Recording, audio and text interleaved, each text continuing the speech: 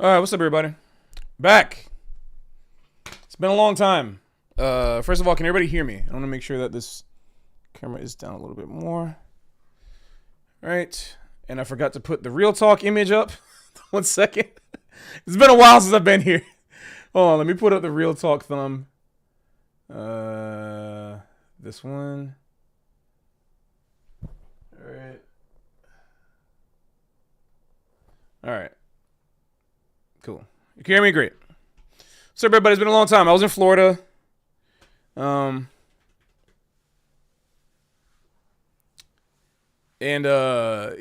I don't have my normal jewelry and all that kind of stuff. This is just me being here at home. And it's getting warm. I mean, it's getting cooler, which is nice. um,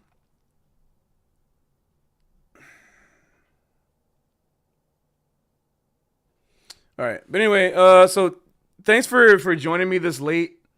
Appreciate y'all being here. I know it is really late. The reason why I'm doing this video is for two reasons. The first reason is like the obvious, like being that my name was mentioned in the video, right?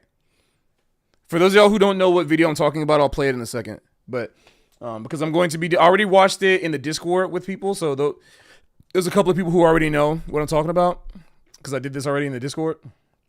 But oh,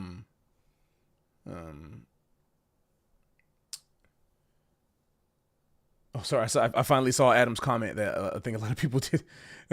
I just noticed it, which is very interesting to look at. But yeah, like my name was in the video. My name was in the video, so I'm responding to it. The second reason is that I already actually told Chad specifically, so there's no animosity between us. There's no we have some disagreements, but first and foremost, I want to say right now that he's my friend, and he's been my friend for the past almost 14 years now. We both were in school, not at the same school, but we were in school in New York at the same time. He actually the reason why me and Chad work together is because we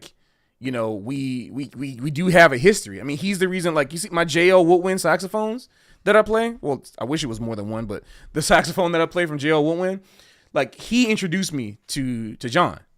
Because, back when John was just a repairman, he was just a repair tech in the city working with Matt Morantz. And when Mike Manning left the city, there was a void for kind of the younger, more affordable sax repair techs in the city, and John filled that void. And so I ended up meeting them because of Chad. So I just want to say that first, right? The whole reason that's a thing, the whole reason why he even said my name on the video is because of a phone call that we had. Because as you may or may not know, for those of you who don't know, Chad posted a video that was just a simple, technically it wasn't nothing bad if you think about it. It was just a simple, let me actually go back because I was going to show,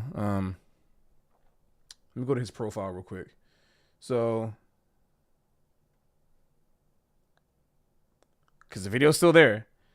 And yeah, there was no advertisement in this. You know what? I might as well just show you guys. So, yeah, he posted this video, as you can see, right? So he posted this video and it got some traction. A lot of his videos get traction, right? But this one got more than normal. In part due to some things, obviously, you see the amount of comments it has. This has more interaction than any of his videos, as you can see, right?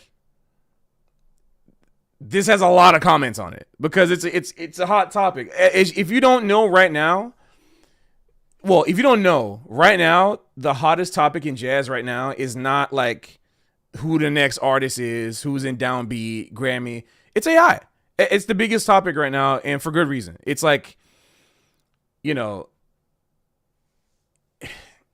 it's a hot topic because it's a hot topic everywhere in the world. It's a hot topic everywhere in the world right now. And for every field, as we know, like, you know, people have different feelings and ideas about AI. And I've talked at lengths about my feelings about it. Everyone knows. I mean, my hashtag and pin post are both boycott AI because that's how I feel about it. And I still feel that way about it. And I think there are effective ways to boycott it, but that's not what this video is really about. I'll get into that later as we talk about the video. But just to keep it focused, let's take a look at the video right now so that people get context as to what video we're talking about. Yeah, thank you. I like what Moody Cat said. That this is an attempt to cancel. Yeah, like, I'm not about drama, guys. This is, if y'all are looking for drama, click out the video. This is not about drama. This is just, my name was in this video because he mentioned the phone call that we had. He mentioned that, you know, because the only reason why he made this video is because I saw this and immediately like face palmed, like, for a lot of different reasons. One of the big reasons is the fact that, like, my program, like all of my courses on Jazz Listen videos. I mean, like, even if you like, hold on. So let me get out of here first. So even if you look up Jazz Listen videos, okay. So if we're on Jazz Listen videos channel and we look through. Okay, that was too much. So we look through the videos. I don't know how recent. I don't know where mine is in here. But the videos are pretty decent, right? They're getting decent views, right? But, like, no matter what, my videos, even random videos, like Trad vs. Bebop, 17K views, right? And there's some more. 28K views. 35K views.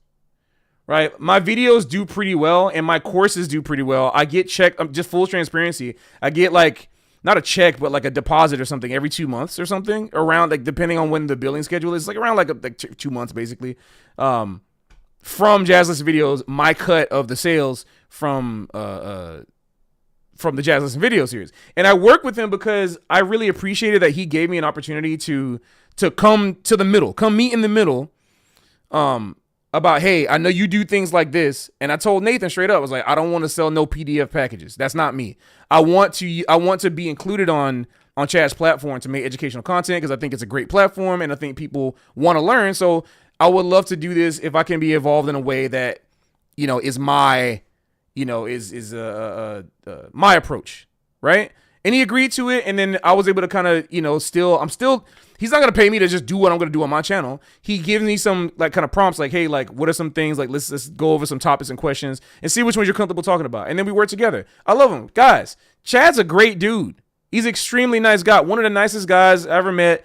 And no matter what you think about him or all that kind of stuff, he will help you out. He does make sure everybody that works for him gets paid. He makes sure that everybody who works for him is treated fairly, and he wants to make sure that, like, his view, even if you don't agree with it, and there's a lot of things on this channel I don't agree with. So much of this stuff I don't really agree with, or not that I don't agree with it, but, like, I don't think it's important as other things, right? Where I think it doesn't matter. He's committed to some form of education. He's an earnest and honest person, and he does it in his way. So to me, I'm not trying to start no drama, and I want this to be understood. The reason why I'm bringing this up is specifically because him having this video on here, this AI generated video, after, you know, you look at my channel and it says boycott AI right here and right here, it kind of raises some eyebrows for optics, right? It's just optics. So I was just like, yeah, man, this is not really a good look if you're going to do it. So I just straight up told him, like, you know, just full transparency. I gave my ultimatum. This is not something that he talked about. I'm not going to talk about everything we talked about in the conversation because I respect his privacy and I don't want to, like, make any trust issues. But I'll say what my ultimatum was basically like, hey, you know, either, like, we got to talk about this video. And my original thought was like, if you keep the video up and don't take it down, I don't want my videos on the Jazz Listen videos platform. And I said that respectfully because it doesn't jive well with what I believe in. and I don't want to be a part of anything that's supporting AI. I'm just that serious about it. And like, I get paid from him, but I'm willing to throw down the money, and I'm willing to give up all that money. Like, cause it's not even a lot of money, but it's decent. It's good, but I don't need it if it means like supporting that. So he heard that, and he respectfully heard my point. And he asked me, hey, like, should I just make a video instead? And I was like, well, full transparency, full honesty, you can do whatever you want. Like, you can do whatever you want. But, like, I just want you to know, if you do that, I'm probably going to respond to it. And I told her, I want to just say that straight up, that this is not like this is not underhanded. This is not back and behind the back or whatever. I told him on the phone straight up, like, respectfully, because like, and I'm doubling down on this right now, that I'm not trying to slander or cause any drama. I'm just saying that, like, you know, you put out a video, I'm probably going to respond to it, like, publicly. And I just told him that. He said, okay. He understood that. So there's obviously no, like, for legal reasons, there's no proof that he agreed to it. But I just know that he did, because we talked about it. He mentioned my name in the video, that we had a conversation, so I can mention that part of the call that we had. And it's not that serious. I don't want to make this into a bigger thing than it actually is. But because I'm involved with it and I'm directly tied to him, and, you know, because he's my friend, you know, having this kind of optics is a big deal in the jazz space. And so I think it's important that I get involved with my response to it, since my name was brought up in that video. And you all know what I stand for. So just saying this before we get into clicking on this video, I just want to make it very clear to everyone that this is not a drama starting video. I don't want you guys to go over. I have to say this because it's a lot of, you know, young impressionable people that might want to go out and like start commenting on all this stuff and all these videos everywhere. And it's like, please do not do that. I want to say it on the big camera. Let's go to the big camera. Do not do this, please. This is not what this video is for. This video is for, like, going over. We're going to watch the original video that he posted. Then we're going to go over his follow-up that he told me. He was not, people are thinking, like, was he pressured? He wasn't pressured. He asked me in full transparency. He asked me, do you think should I make a video? And I basically told him, I was just like, I don't, that would be the second or third best thing you could do, is what I said, straight up. I said the first number one best thing you could do is to just take down the video, because it wasn't even a big deal anyway, right? Like it was just I guess I'm not monetizing, so I can say it. Like, it was a shit post. That's what people say. I don't want to curse, but that's just the word. It's a meme. You know, that's what people say. It's a shit post, right? So if it wasn't that serious in the first place, it shouldn't be that big of a deal to delete. That's what I thought. But he thought it was a better idea to make a video, maybe because he doesn't feel comfortable with deleting it or something.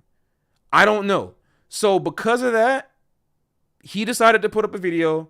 It's fair game for me to make mine. All I'm doing is looking at what he said and giving my thoughts, either agreements, disagreements, overall critiques of his points, so that you all can make your own informed decision and we can have a healthier and educated conversation about AI and generative AI specifically in this space that we're in right now. That's my main goal right now, because obviously, you know, I don't support this stuff. So I'm probably going to get emotional, in the sense, like, not emotional, I'm going to start crying.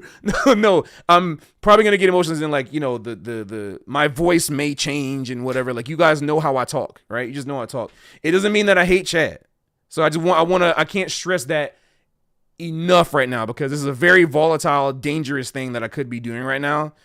Not because I care about the money. I told y'all, like, I want him to either take down a video or take my videos down. So I don't care about the money. I just don't want to slander him and ruin him, because, like, there's no point in me doing that. So hopefully that was clear enough. If that's clear enough to everybody, let's move on. All right.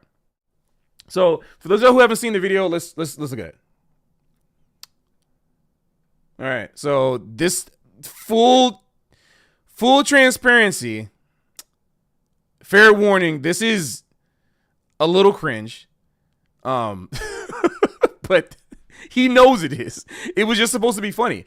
Like, there's no look. Saxman coming to theaters. Like, it's just a fun post. It's not He's not advertising anything. He's not using AI to advertise anything. So like on the surface, it should just be fine. But I called him about it. I had a conversation. This is the video. Let me restart it so you can have some. Okay. Go. Finish this. You think that shiny horn can stop me? See, you're done. Stay down. The city's safe tonight. And tomorrow, if they need me, I'll be back to finish this.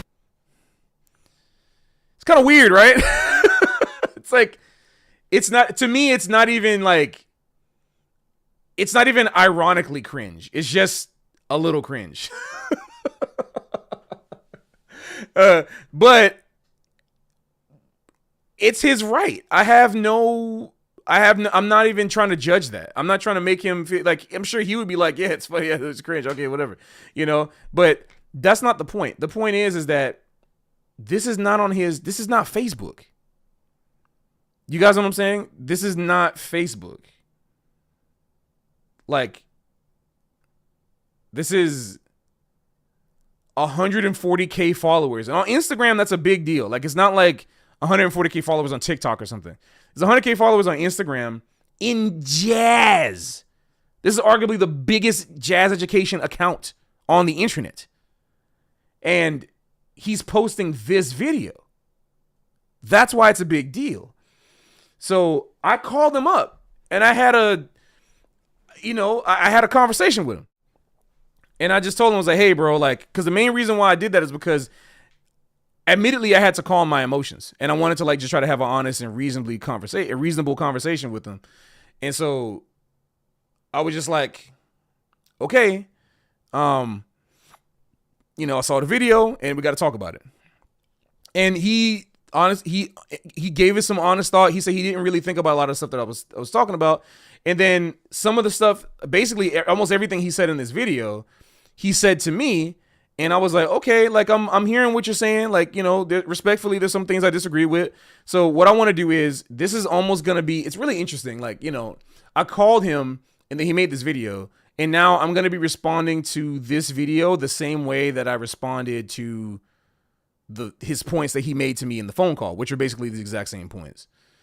So he said, okay, so there's a lot of people in the chat saying like he had to have known.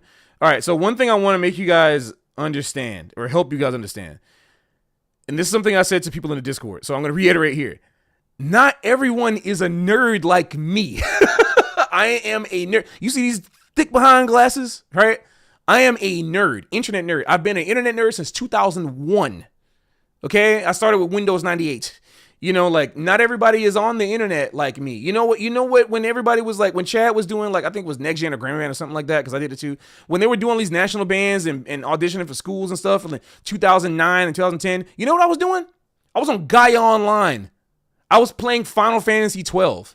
I was on forums role playing like Naruto characters. That's what I was doing.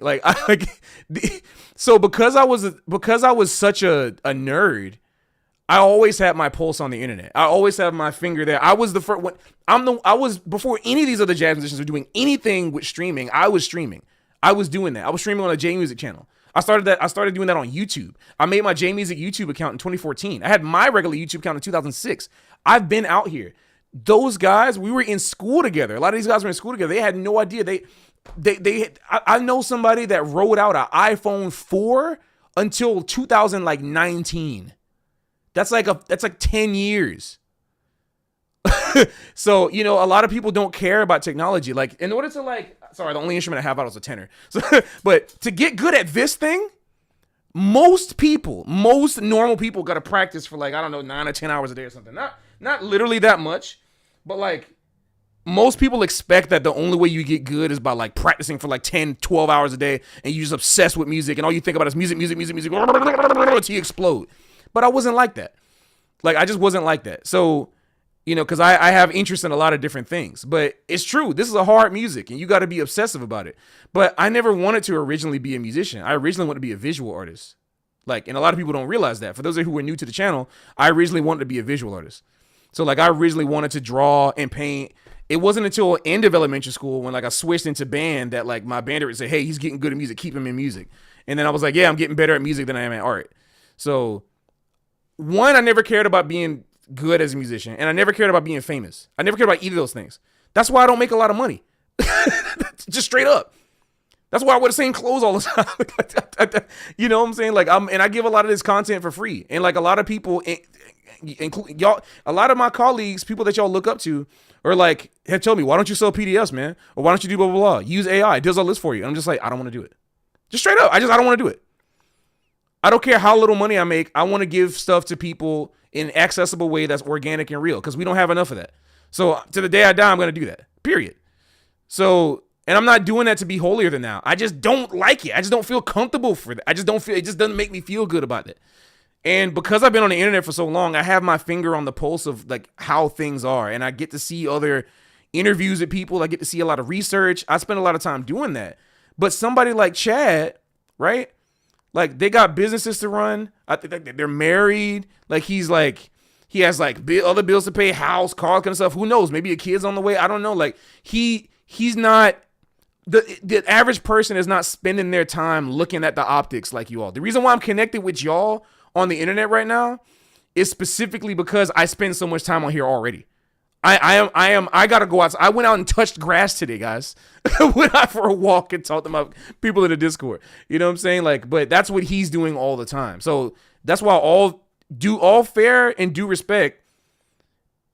It's like, you know what I'm saying? Like, all due respect, it's understandable to me that he wouldn't know, because most of my friends, most of them that are like our age in our 30s and above, don't really think about the implications of AI. A lot of them don't. And it's because they think it's just another fun technology thing, you know. And it's really important to understand that, like, a lot of people just want to play.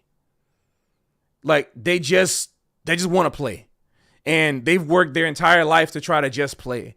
And so there's so much technology coming out right now that is moving a lot faster than we can handle, and it's evolving faster than we can evolve to it. So there's either going to be a lot of resistance to it, like I have, or it's going to be like extreme embracing of it, which like other people have. I'm not saying Chad has this because I don't want to put words in his mouth, but I want it to be understood very clearly that there are some people, like, you got to, like, y'all that are in your 18 years or early 20s or mid 20s, whatever.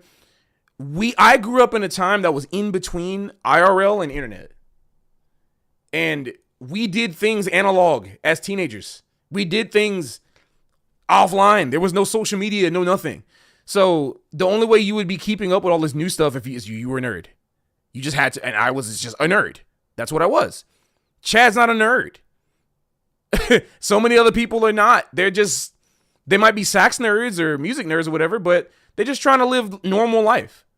I never wanted to be a normal life. I never cared. Like, I am the voice of the nerdy. You know what I'm saying? Like, I've had to do so much work just to even try to appear cool. I had to learn myself. I had to find my style. You know, like, I'm going to the gym now. I'm trying to do so much stuff, like learn my. Otherwise, I would just, you know. So, but not everybody else is like that, guys. Not everybody else is like that, and y'all gotta understand that that's just, you can't blame him for not knowing, at least just off the jump. Because, you know, like, you can't, just because somebody has it, like, look. Y'all got to stop placing so much value on numbers. Just because somebody has these numbers doesn't mean they know all this stuff. I dated someone that has way more followers than this. Right? Like, I was with them for 3 years. I was married to somebody. I was married to them. And there was so many things they didn't know. Like, just because you have those followers doesn't mean that you have you know everything. Right? I have exactly half. Like, I have 70K almost. I have exactly half the amount of this, and I know more about this stuff. But that's just because I spend my time on it. And because I have less followers and less risk, I have the time and the resources to spend on doing that kind of research. So it's important. It's important to understand that. Exactly. Yeah. It was Taylor Swift. Absolutely. Yeah. All right. So anyway, let's watch this video since we got that out of the way. Okay. So yeah, here it is. Yes, I have 69K followers. Anyone who's following me now, please do not unfollow me. If I hit 69.1, I lose.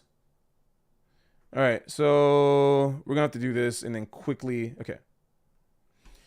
So here's the video. I'm gonna let's look through it, and then I'm going to give my points as they come up. Once again, for those who are just joining me, this is not a slander video. This is not a drama video. For all intents and purposes, this is just me responding to the things he's saying in the same way that I responded to them on the phone call, albeit with maybe a little more reaction involved. That's basically it. So let's watch it. What if we coordinate to get me from 69K to 420K in like a week? If you can do that, that's just botting. Oh yeah, Adam did interesting. I'm not gonna touch this. I'm gonna click on everything maybe after when I'm done. So yeah. Okay. So yeah, here we go. What's up, guys? I'm in Charleston, South Carolina. I just finished a run.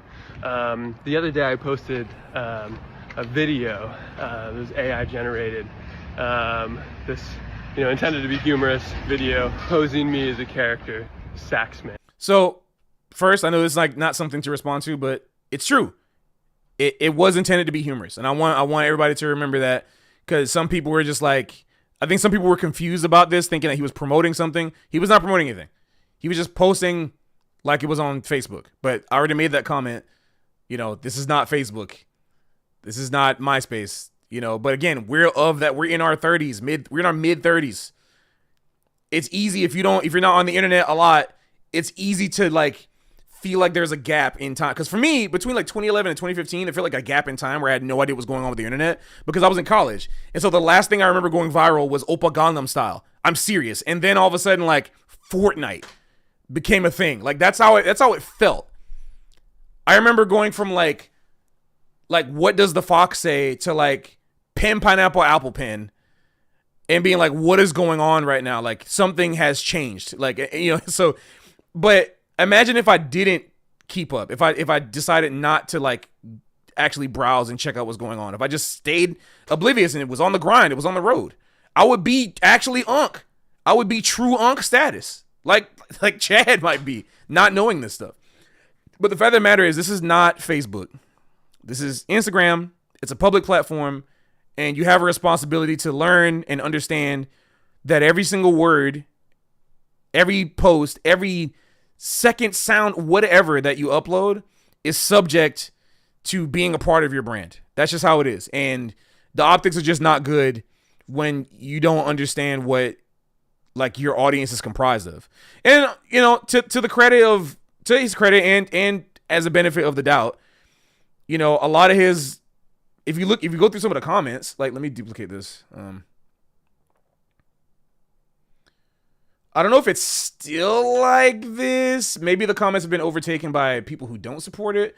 But when it was first posted, the comments, yeah, okay. Yeah, so there's some people. Yeah, okay, so clearly, okay.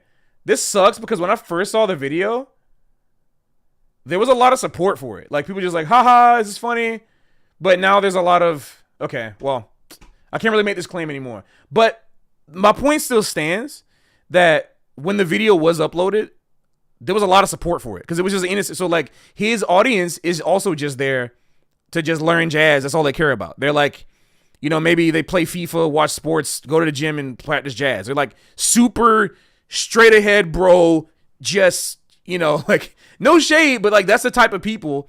They just got one track mind on this and don't care, and everything else doesn't matter, So they don't give a second thought. Anything that's not in their world doesn't matter. But it's really important to understand that, like, you saw the response. You know what I'm saying? So deciding to still keep this up, even though you knew it was just supposed to be humorous, which means it's not a business post. If it's not, my whole thing is, if it's not a business post, then there shouldn't be any issues with taking it down. But I don't want to say any theories publicly because, like, there's a lot of stuff that can be gleaned from that, but I don't want to say it because it would just be in bad, it would cause a lot of stuff that's, but anyway, yeah. Thought it was funny. Got a lot of calls from friends saying it was hilarious. Okay. I didn't mean to stop on this point, but like I should this further should further drive home my point. Remember how how nobody in the stream thought that video was like funny, like haha funny, but like even in an ironic sense. He said a lot of his friends call saying it was hilarious. Most of those friends might be guys like, haha, hey Chad, man, I say, yeah, I saw that video that you uploaded. It's funny stuff there, yeah. Like, that's most likely the type of people that's probably calling. It's not people like you.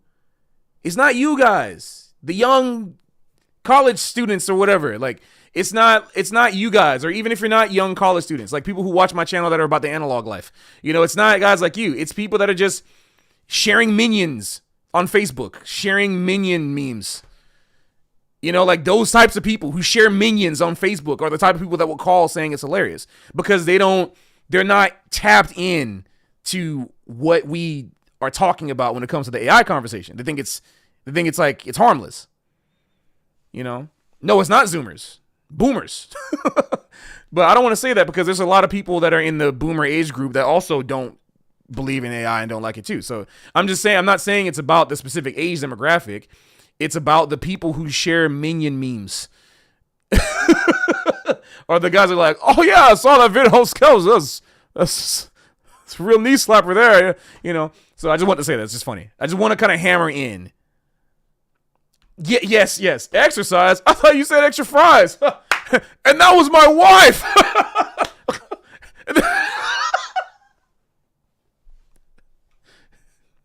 Guys. And then my boss showed up and said, we don't have to come to work. Turns out it was my wife. No, Kerbo.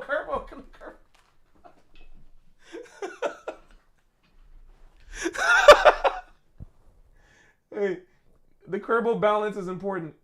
Okay, great. Those types of people are the people that are going to be probably going to be calling up.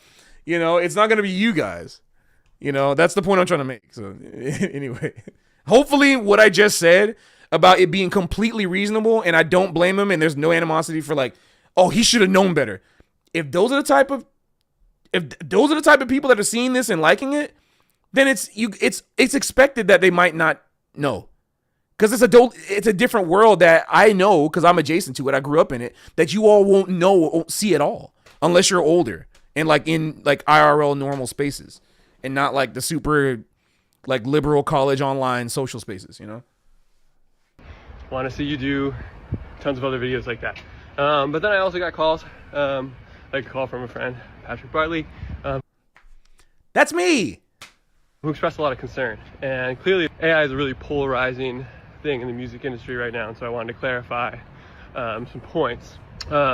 First and foremost, I want to say that I'm against AI in a bunch of different ways, and I think that there needs to be regulations on it, like now, immediately. But I think there's also a lot of potential upsides for creators. And this is the part where I start to like, anyway, yeah. And I'm open to the possibility that AI could have a lot of positive effects on our world and cultures. So first, let's talk about the concerns. One, people are bringing up the environmental impact. I personally don't think he should I personally don't think that he should have talked about this. I'm going to say this right now. I understand that he's probably addressing concerns, and we talked a little bit about this, but in my opinion, I don't think, because based on what he's about to say, I don't think it was a good idea to talk about environmental impact because the angle that he takes with it misses the point. But it's fine. Like, I wish I would have been able to review the video before he posted it. But it's also just, it's up to him. But just listen, hear him out. And I'm super concerned about the climate crisis. I eat 90% vegan, plant-based. Already something that new research is coming out, right? There's a reason I'm not vegan anymore. Like, we know some things now. That's what science is. But anyway. I drive an electric car. In theory, according to the numbers, he drives a Tesla. I want to say that first and foremost. Not to slander, but I remember when he posted that he bought a Tesla. So I'm just going to say that right now. It's full transparency. We know that Tesla is like owned by Elon. So I'm not saying to read into anything, but just for full transparency, he did not say I drive a Tesla. He said I drive an electric car, but he drives a Tesla. That means that my, CO2 emissions on a day-to-day are about 10 times less than someone who's driving a gas car and eating meat. However, I'm not on a high horse about that whatsoever, because the reality is that I'm a touring musician. Over the past 10 years of my life, I spent at least... Okay, so before I want to address something that people saying like 90% vegan is not vegan. It's there's actually okay, so there's a great video that you guys should. I know like he's a polarizing figure because of things that he said, but a broken clock can be right twice a day. And Dr. Mike Israetel is somebody that like I've been watching that who's actually been like really inspirational to me in my bodybuilding journey, like just the stuff that he's saying. And he put out a video that I really liked where he talked about the idea of the difference between vegan and plant-based. And I think it's actually a really, really good. I'm not saying that you're wrong, whoever said this. 90% vegan is not vegan, and it's like I like what you're saying, and I kind of agree. So there is something to be said about this. I don't make this whole thing. I don't want to make this whole thing a conversation, but like plant-based is like a marketing term. Vegan is like a lifestyle. I was as a vegan of 11 years. I was vegan for 11 years. So like as a vegan of 11 years, like there is a difference. And it's like really important to think about that. It's a totally another convo, but completely am with you on that one. Yeah. At least half of my life on tour, I took over 100 flights every year, with the exception of, a year and a half with the pandemic. So with that, a flight from New York to California, from my understanding, the CO2 emissions, the energy effect, the negative effect is 500,000 times more than the average AI prompt. So I'm going to wait to respond to all this until he gets to the last thing, and I'm going to say my point about this. And watching an hour on Netflix, from what I understand, is 100 times more than the average AI prompt. So AI absolutely, is having a negative climate impact. So let me see if he continues. But just by the numbers, anyone who's touring, it's millions of times more of an impact on the climate than if you're not traveling at all. So let me address this for a second. The thing I don't like about this, and the reason why I said he should not have talked about climate, is because he's using the complete wrong angle in this situation. No one I've ever talked to about AI, no one I've ever seen who is an activist for anti-AI activists or even pro-AI activists, no one I've ever seen has explicitly talked about comparing generating one AI prompt to like taking a flight, building the planes. Like, we're not comparing an AI, like generating a prompt, to watching Netflix or taking a plane. We're comparing building the infrastructure for AI versus the infrastructure it takes to build a plane. That's what we're talking about. The scale does not even compare. The type of displacement that AI companies are enacting upon different communities around the world, from the buildings, the getting the area, like the amount of energy it's taking to feed AI with I have to go back and pull up some links, just with the amount that it takes to even teach AI something, like one thing, the amount of resources it takes, that's what's contributing to the climate problem. It's not generating an AI prompt. It's not generating an AI prompt. It's everything that is taken for you to be able to generate that prompt. That's what we're talking about. And that's the thing that I think we're missing as an angle on this conversation. And that's one of the reasons why I don't. Wow. I mean, I kind of don't want you around if you're going to be using that rhetoric anyway. Really? Dropping the R word and then saying that for what? peace, leave. We don't need you here. That's ridiculous. That's a ridiculous thing to even come in with. Okay, bye. But yeah, it's like it's kind of like it's not the angle that you want to talk from, in my opinion, because then you can start saying, because it's not. I understand the argument. I understand the point. It's like the vegan argument, like eating one burger contributes to this, and as opposed to like eating one plant, whatever. But it's like I don't even want to get into that conversation right now. That's not a conversation I want to go down. I want to stay on topic. But the point I'm trying to make is that I don't think that it was a good idea to focus on this, because it feels pointed to it feels like it's targeted to a specific point. Like there's a specific angle that he wanted to talk about to support his claim about why he should be able to use AI. And it ties directly into the next thing he talks about. I don't know if it's this or the second thing after this that he talks about, put like the AI in the user's hands type of thing. So, I have been vegan for 11 years, best decision ever made. That's great. If it works for you, that's awesome. I realized that my body genetics, like the way my body works, I couldn't stop eating. Like I needed to, for my health, unless I wanted to live on pills for the rest of my life, I just needed to eat at least some type of like animal protein again. So I went to seafood because like I don't like meat. I still don't like eating meat. So, I can't call myself, I don't like calling myself anything because I'm not really pescatarian because I don't eat dairy. So like I still don't eat dairy. So I used to call myself pesca vegan. That was the closest thing that I could say, but it's a stupid word. So, cause it doesn't really make any sense. But I just realized for myself, I'm a lot healthier. My blood works a lot better. I feel a lot better. I have a lot more energy. I'm losing weight. I'm feeling, like just from including seafood in my diet, and I eat less. I'm eating less too. I'm getting hungry less often. So it's just good for me. But everybody has their own thing. And I will always support the vegan community and always support vegans that want to make that decision for themselves. So ancient Mediterranean diet. Exactly. That's like my favorite. That's why I'll eat. It's so good. Vegetarians used to be called ovo-lacto. No, they're now called ovo-lacto vegetarians. Vegans used to be called vegetarians. Like if you go to Asia and say the word vegetarian, it's basically vegan. Basically. Like you don't touch any part of animal, because like dairy is like dairy cows are not like an Asian thing, So it's like in Europe and the West where like they had to make that distinction, and now it's like, yeah. But anyway, I'm not trying to say any slanderous things about chat right now, guys, so I'm not going to entertain those comments. But let's continue.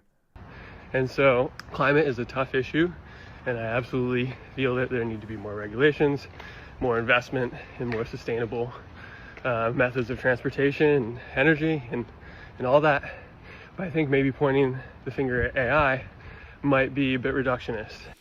I don't want to comment on this part too much because I want to spend more time on the next part. But I just want to quickly say about like the conversation about AI being reductionist is just another, it's an appeal. It's an appeal to what's that argument they call appeal to something fallacy?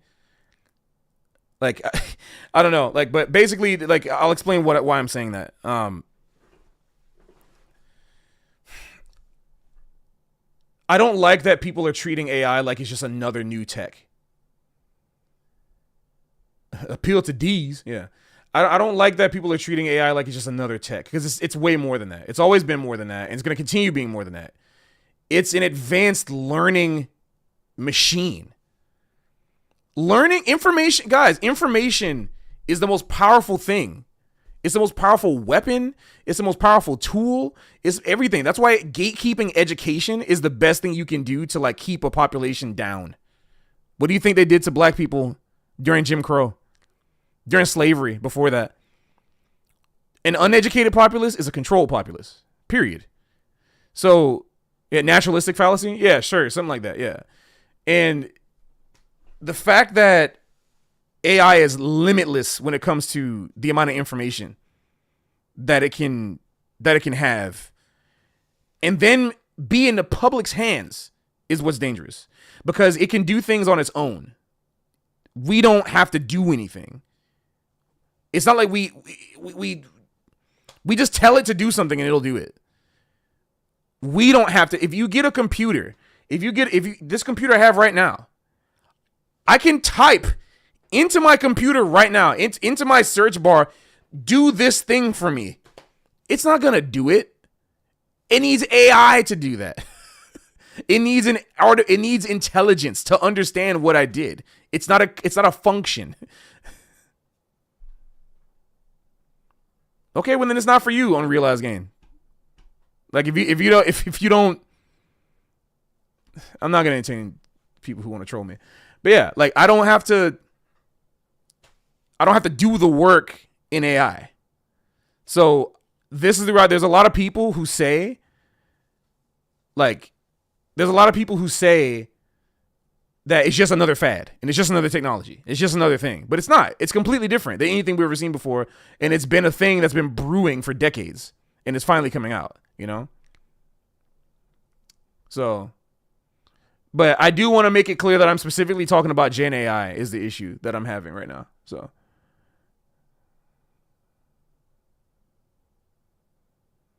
Exactly, Steven. So that's the thoughts on AI. In that regard, also, there is the potential that AI is there are systems working to improve the climate crisis. We'll see. I'm skeptical, but I remain open to the fact that the AI systems that are working with things like smarter. Well, this is why.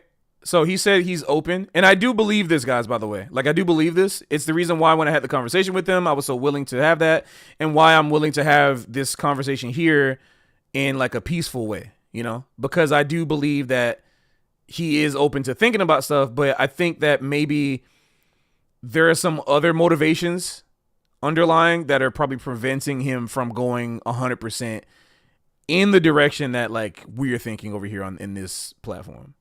Energy grids and optimizing agriculture maybe will have a positive effect. We'll see. And there, ways of working beyond that to help with the climate crisis. I don't know. We'll find out. The second big concern, a matter of replacing jobs, and totally hear you guys on that. I'm scared about it as well, and I think that again, legislation needs to be put in effect like ASAP for that. I want to clarify. I have 3 companies that work with all sorts of contractors. So I want you guys to before we even go into talking about the rest of this, understand what he just said. He said, I have 3 companies. All right. Do you want to know how many companies I have? Exactly. So I want you guys to keep that in mind when we talk about this next point that he's going to talk about. Video editors, copyists, graphic designers, bloggers. One? Wow. Which one is that? Are you just being poetic? Like, oh, I am my own company. I don't even have an LLC. I want to get one. I've been thinking about how I can do that, for tax purposes. But no, I don't got no company. I don't got no company. No, that's the point I'm trying to make. It's not that's not the point I'm trying to make. I don't know, the person who said companies isn't exactly a measure of success. The point I'm trying to make is that where his mind is different than where our mind is. That's the point I'm trying to make. That's what I'm trying to make right now. Yeah. Like, we're not speaking from the same perspective here. There are all sorts of roles that we're paying our contractors to do that could be increasingly replaced by AI. And I am not replacing any of those roles. I'm committed by principle. I am not now, and I never will. And so I think that's important. I think all small businesses need to do that, and there needs to be regulations on large corporations. With that in mind, I don't really have any problem with what he just said in that way. In the arts, that video that I posted, totally understand there's a concern about taking away from animation jobs. And I think that those regulations need to be put in place on movie studios, large corporations. But that's where I think there could be some potential for empowering small-time creators. This is something I don't like, and you guys already know my stance on it. But if you don't, then we'll continue with this, and I'll give you my full thoughts on how I feel about the small creator argument, which is the biggest argument in the Gen AI space that people make who are pro AI or neutral on it. They make this. So I'll give you this example. Years ago, I made a video with this project called Jack Lane. And with that project, I put out an animation video. So let's go check that out for a second. I actually haven't seen that yet. So let's look at that video. Let's see if there's animation. Okay, so it's this. Let's check this out, right? Let's check this out. So this is extremely important with regards to the context of this video.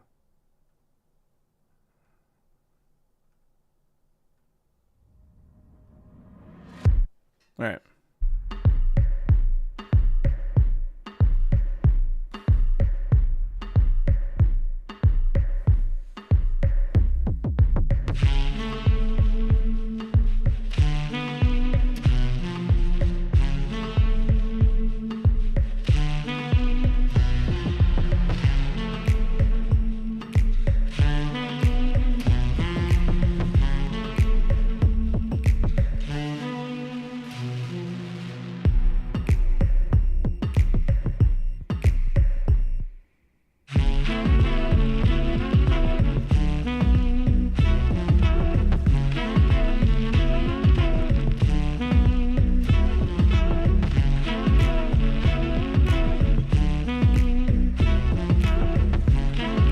Guys, this isn't AI, by the way. This is fully animated. It's not AI. I'm making a point. And it's gonna be illustrated right in the thing that he's about to say after this.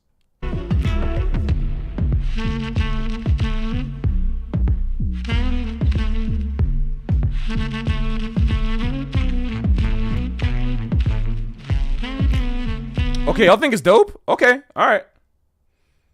I'm neutral on it. I'm new. I have no. I could have said if I would have said that this is AI, would you have still said it's dope?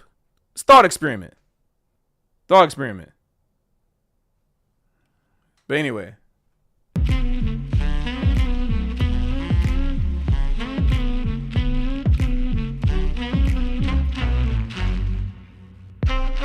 So I don't think we got to watch too much more of this. There's a point I want to make with this after this. Yeah, I think people say it's bad if it says AI. Yeah, right. Y'all got to really be careful. Y'all got to be careful about being led. I don't even want you guys to be led to think a certain way because of me. I saw the one that came out and didn't like it personally, and that's fair. It's fair to like it, and it's fair to dislike it. That's not the point. He says, I went to a family friend and got a very large discount. Listen to the price. How much do you think this video costs, guys? And it's a family friend. I went to a family friend and got a very large discount on a 3-minute animation video that still cost $10,000.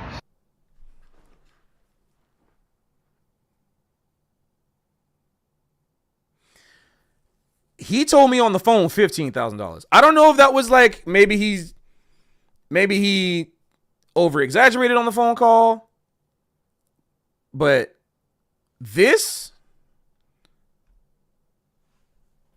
animation, the cheeks and that cost $10,000. I'm not saying it's a bad video, guys. I'm not saying that.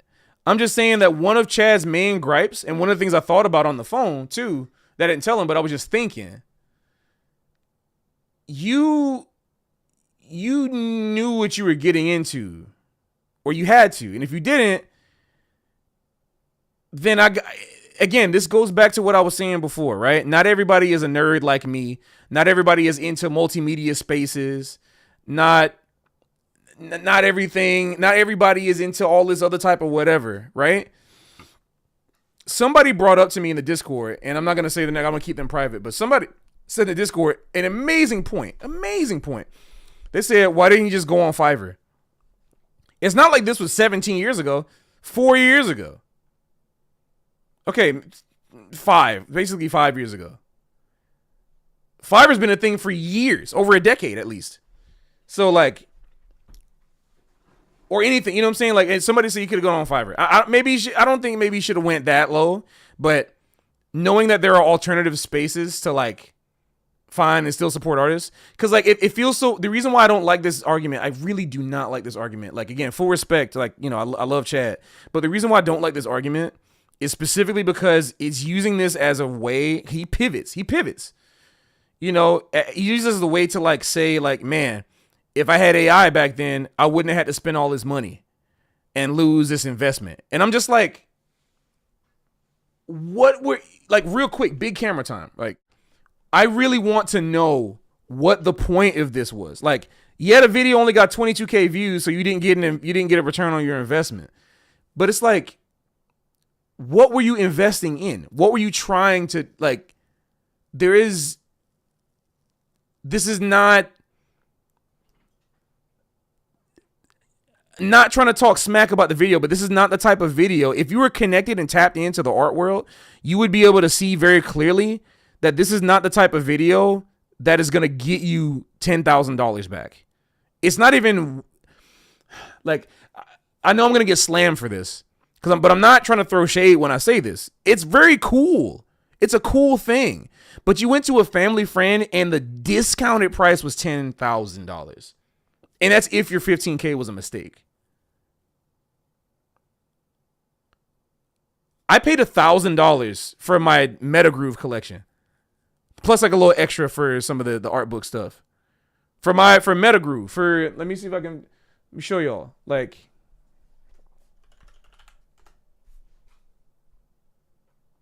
for this artwork, like, it's actually bigger than this. There's more than this here. Like, it's like a big, there's like this. There's like this plus, I did this part. I did the fonts. He did the artwork and drew all of us. And the artist was lowballing me. The artist, lowballing himself. Artist lowballed himself. They were like, you know, I don't know how much I should get paid for this. I was like, bro, you need to get paid. I want to pay you. Like, I want to pay you money for the work you're doing. So I gave him like double what he was suggesting. I was like, nah, man, I'm gonna give you $1,000 because, like, you know, you putting in real work and I want to support real artists, like, you know, and I want something that's gonna last forever. You know what I'm saying? Wait, Dave Pollock. Is Davis here? What's up, bro? Good to see you, Dave. I didn't know you was in here, bro. But yeah, like, you know, I just like Chad, like, all fairness, because he does pay his people, right? I believe in paying, you know, people for their work because, you know, I want to get paid for my work and I want every great artist, you know, because his name is Blaze Poo. And Blaze Poo is like an incredible, great artist, man. You should see some of Blaze Poo's work. Like, looks exactly like the Persona stuff. He's like incredible. And so I want, you know, when I made my album, I hired him and he did the front, did the back, he did the art panels, like a lot of the stuff, like he did some of the, if you look at the Persona, the J Music art book, there's an art book with, I gotta go find it because it's not on this computer, but there's an art book that has the J Music ensemble cast with like different members of the Phantom, I forgot that I haven't played Persona 5 in so long and I tried to forget about it. But like, you know, the whole squad, you know, Phantom Thieves. Yeah, like the whole Phantom, like, you know, it's the members with the Phantom Thieves. And I was like, yo, it's like, that's pretty dope. That's 1/10 of what he publicly said he paid for this, which is this.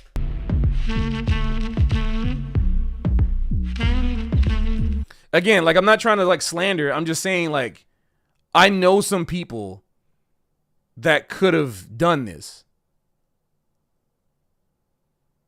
Like,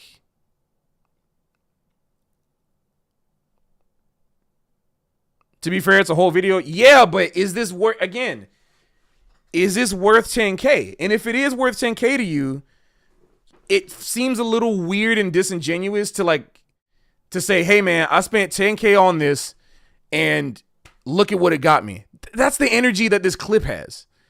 That's all I'm saying. And it's like, you paid the money that you thought was worth.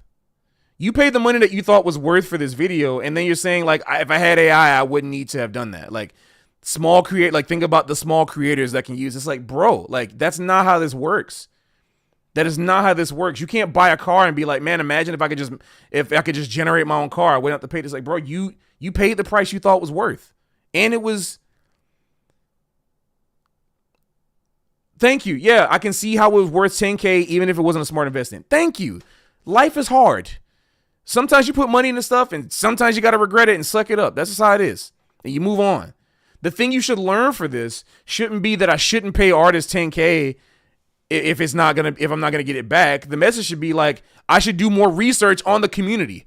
I should go into the community, go to some forums, look on ArtStation, look on DeviantArt, look on Twitter, look in whatever spaces that people are posting art, do some research on this stuff and find like, but again, the reason why I talked about this, I'm talking about this point is because on Discord, somebody say, why didn't you just go to Fiverr? You could have did that. People like Chad, I'm not singling him out. Anybody, people that are in my age group and older who are not in internet spaces they don't have they're not tapped into the internet and to these communities. They're not tapped in to know that family friend. They're like, I need something animated. Who knows how the conversation could have went? They could have been in the back of a green room. Chad could have had an idea of like, oh, I'm trying to get something animated. It'd be cool, and they say, oh, I know a guy or something. Just like old school. I know a guy. Like I don't know too much about what's going on. Like, can you help me out? Type of vibe. You know what I'm saying? Or maybe one day they were at a family dinner and one of the family friends like, oh, like, hey, this is such and such. Jack Lane's a great animator. Oh, cool. We can work together one day. Something like that. Who knows? That's how networking works in the real world. Right? That's how it works. But what I would take from this is that, okay, I did this. I learned for the future. I should probably do more research. But if you think AI is a good thing, you're probably not going to care about doing that. You know what I'm saying? If you think AI is a good thing, then you're probably going to be like, well, I'm just never going to spend that money again if I need to do something animated. I'll just like generate it. And that we lose. Because the thing I'm trying to say about all this is the fact that we can't end capitalism today. We can't do that. And if you want to go out and protest for 12 hours, you're going to need to bring a sandwich with you. Or something, right? How can you afford that sandwich? You need money. How do you get money? You gotta work. That's just the world we live in right now. So we can do all the protesting we want. We can do all of whatever stuff we want. But, I used to be hyped up when I was like 16 to 20 years old. I was hyped up about, yeah. But like, I was naive. Everybody who's young is naive. But like, I've grown up. I'm in my 30s now and I know how the world works. I understand, like, if I want to do anything, I gotta survive. If I want to have a house to come back to if I'm protesting on the street, I got to pay rent. If I want to have gas or electric, whatever, to cook my food after I'm done protesting, I got to have money. Where you going to get that money from? Your mama? Your dad? Because a lot of people out there doing the type of work and protest or whatever, yeah, they got mommy and daddy money. They don't have to worry about stuff. Or maybe you live your life completely off the grid. Then respect to you. I only have utmost respect if you do that. But this is the life we live in. So if this is the life we live in, we got to think about how we're going to stay alive in the profession that we choose. Otherwise, we're basically like taking this perspective basically is telling people, well, yeah, the only job, like, forget being an artist. The only job that's worth having is like finance. Tech, that's it.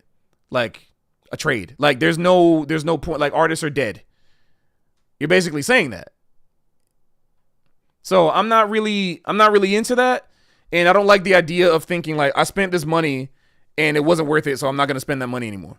And it's like it's a respectable decision, but then to say like I still want this, but I don't want to pay for it. It's like, well, man, life is hard. You can't live on you can't really live on easy mode. All right, let me see what's absolutely Sam Newling guitar. Absolutely. Wet Seal, can you please stop posting the exact same question over and over and over and over and over and over again? Please. I see your question. I'm trying to stay focused on topic with this video. My short answer, what is my opinion on that? We're talking about AI. So you should know that I don't like AI. That's my opinion. It's okay. It was just a lot. That's all, dude. You didn't have to delete the message, Popeyes, but yeah. Anyway, let me read what some people were saying.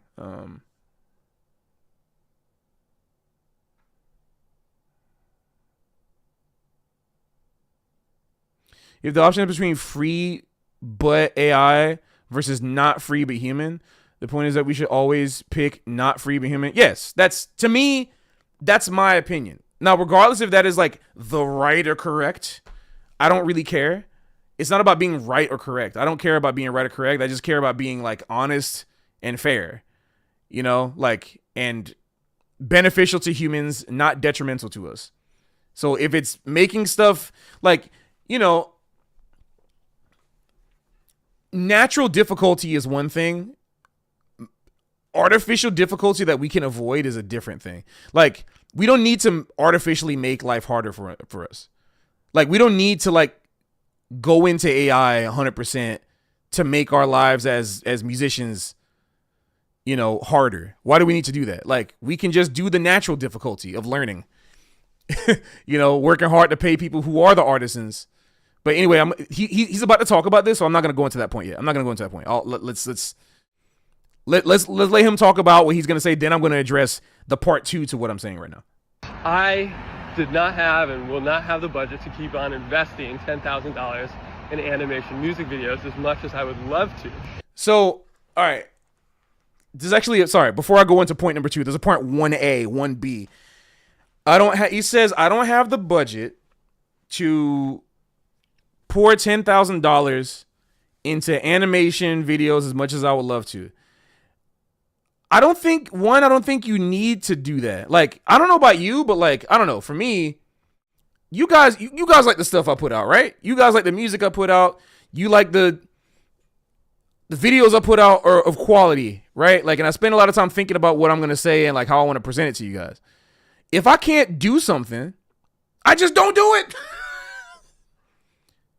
I wait until I can. And I just deal with it. My life has been hard in the past 5 years. It's been torture. I've been going through way too much crap.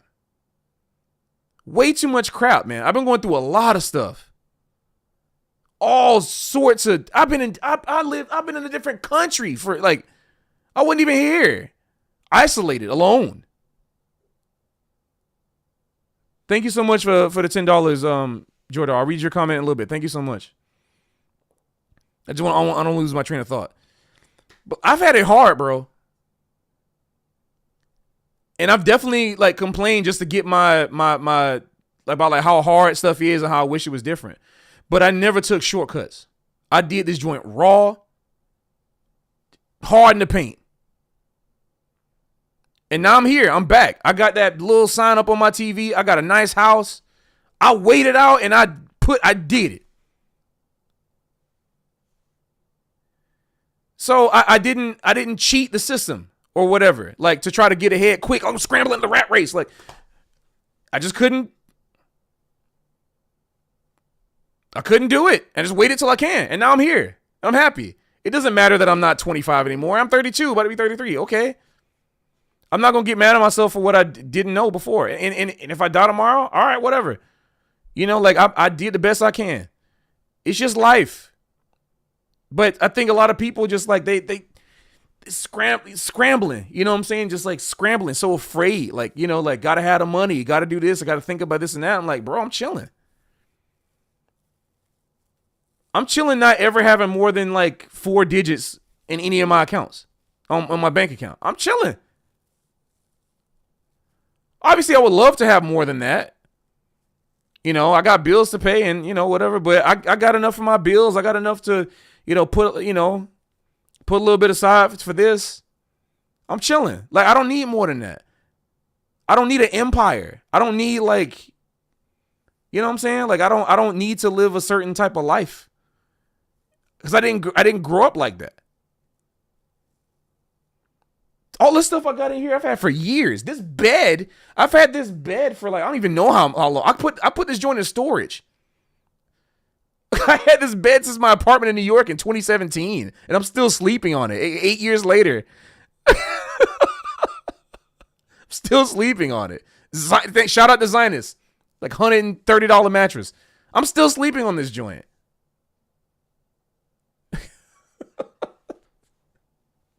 You know what I'm saying? That this like little thing I just put in my room, I just took that out of storage. That dresser I've had, yeah, I had that since New York. Like I'm all my games and stuff I've accumulated and collected over the past like 25 years. I'm not saying to be holier than thou. I'm just saying this to be like, I don't need to, like, if I can't do something, I just wait. And you can wait too. There's no, if I don't get to do something until I'm 37, oh well, so be it. It's fun. I'll just chill.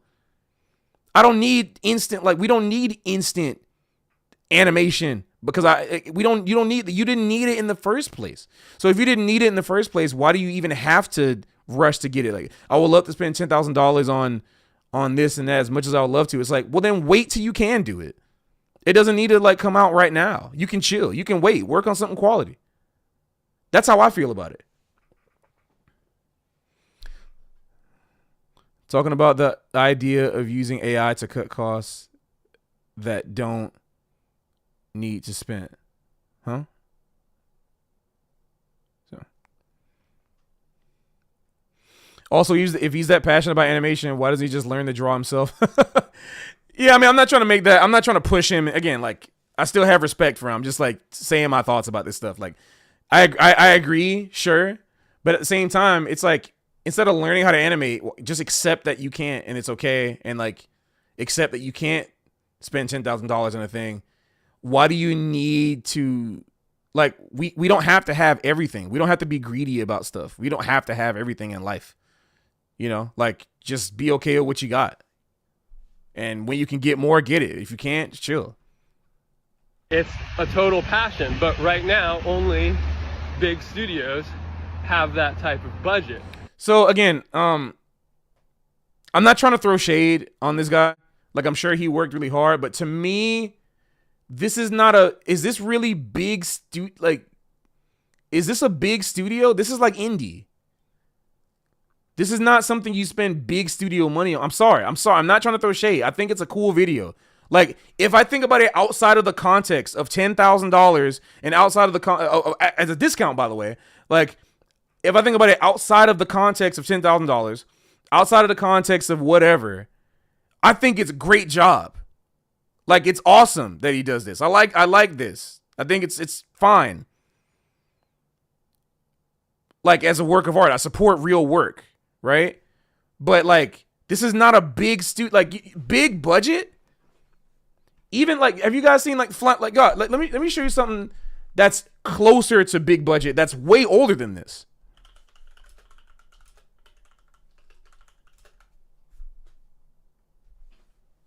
You guys know Putty Boy Strut? Look at this.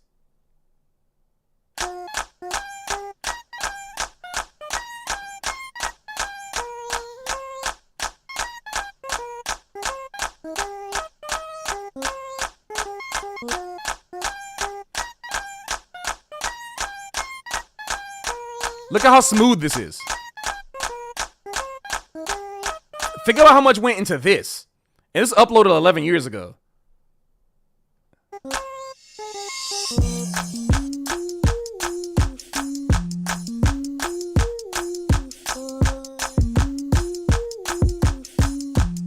Oh yeah, what's up, Bernie? I love this. This is killing. And it gets really crazy up in here, dude. Look at this. Look at this. This is big studio. This is what that would be. This is what that money would be as a discount. Like, as a discount. Like, I'm just trying to say, like, if you were putting that, it's just like, it's not, we're not talking big studio. We're talking about like helping out a family friend do some indie work, which is great. Yeah, that's all I'm trying to say. It's like, I feel weird about that, you know? So I think it's really interesting that there could be the potential that small-time creators could start creating some animation music videos, something that has been completely out of reach for years. I think it's also interesting that like Let me keep talking for a second before I respond. major studio would never invest invest in something that's as niche and offbeat as a Saxman TV show or something like that. And again, that was posted for humor. But like, okay, and this is where a lot of people might disagree with me, and that's okay. Call me elitist, but I don't think people should have this power. I think it should stay out of reach. This type of instant creation ability should not be in the hands of anyone, period. Let alone companies, of course, but not even in the average person. That's the point. It should not be in the hands of people. Like, and I had this conversation with him when I talked to him about this. I told him this. I told Chad this about like, if this was private, again, if this was private, and if this was on Facebook or whatever in your private circle, no one would be talking about this. I wouldn't have called. I would have just looked at it, whatever, been disappointed and moved on. But because you posted it on your public channel with 140,000 subscribers, you know, it's now a public endorsement of this technology for everyone. It's a public endorsement.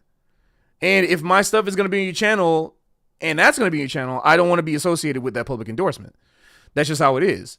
And, you know, the reason why I give that is because the reason why I say that it should not be in the hands of people is because the argument that people bring up, this is the number one AI argument, pro AI argument. The number one pro AI argument is always,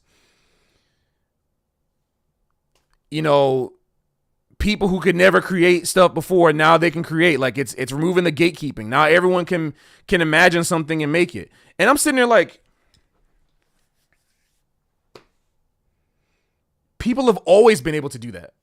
Since the beginning of time, everyone has been able to do it. You can take your hand and do this. And you just... But no, it's not like Hollywood level production. Why do you need that? Why do we need to devalue the type of work that goes into creating Hollywood level stuff? Like, why do we need to do that? Why is there this kind of, this is not socialism. Like, this is not like whatever, like, not to bring politics in it, but it's not like, you know, trickle down or like giving the power to the people. Like, no, there's no power imbalance. Why are we creating an enemy? Like we're creating a solution to fight an enemy that never existed. It's like, it's greed. It's greed. I'm sorry to say it, but it's greed, guys. It's greed. Wanting to immediately be technically good is greed. It's greed.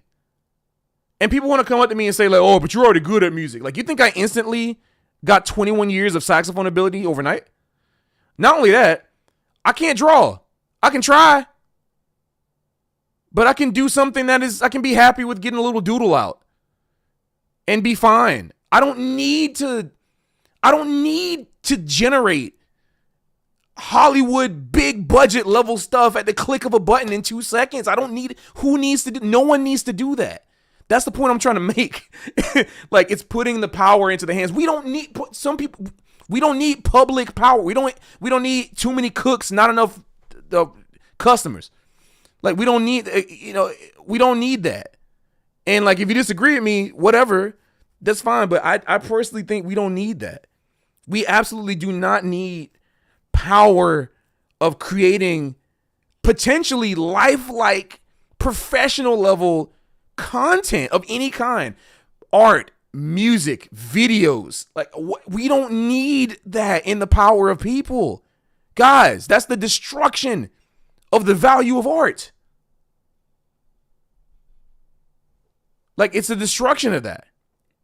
So, yeah, I don't think it should be in the pop, because the thing, it might be like, think I'm elitist for saying that, but I think the opposite. Let me flip the script on you a little bit. Don't you think it's a little elitist to think that the only art or the only good art or worth mentioning is like really high level, like Mona Lisa or Hollywood or like, you know, Mozart classical music type of stuff. Like I need to be able to generate this. Like, bro, what did they do in the 70s when they made hip hop? They got some records, scratched it and rapped over the beat. Now we got the most popular black export to the world since jazz and the blues. Like not from AI, from nothing, from not even having any instruments. They made something. Why can't you? You dig?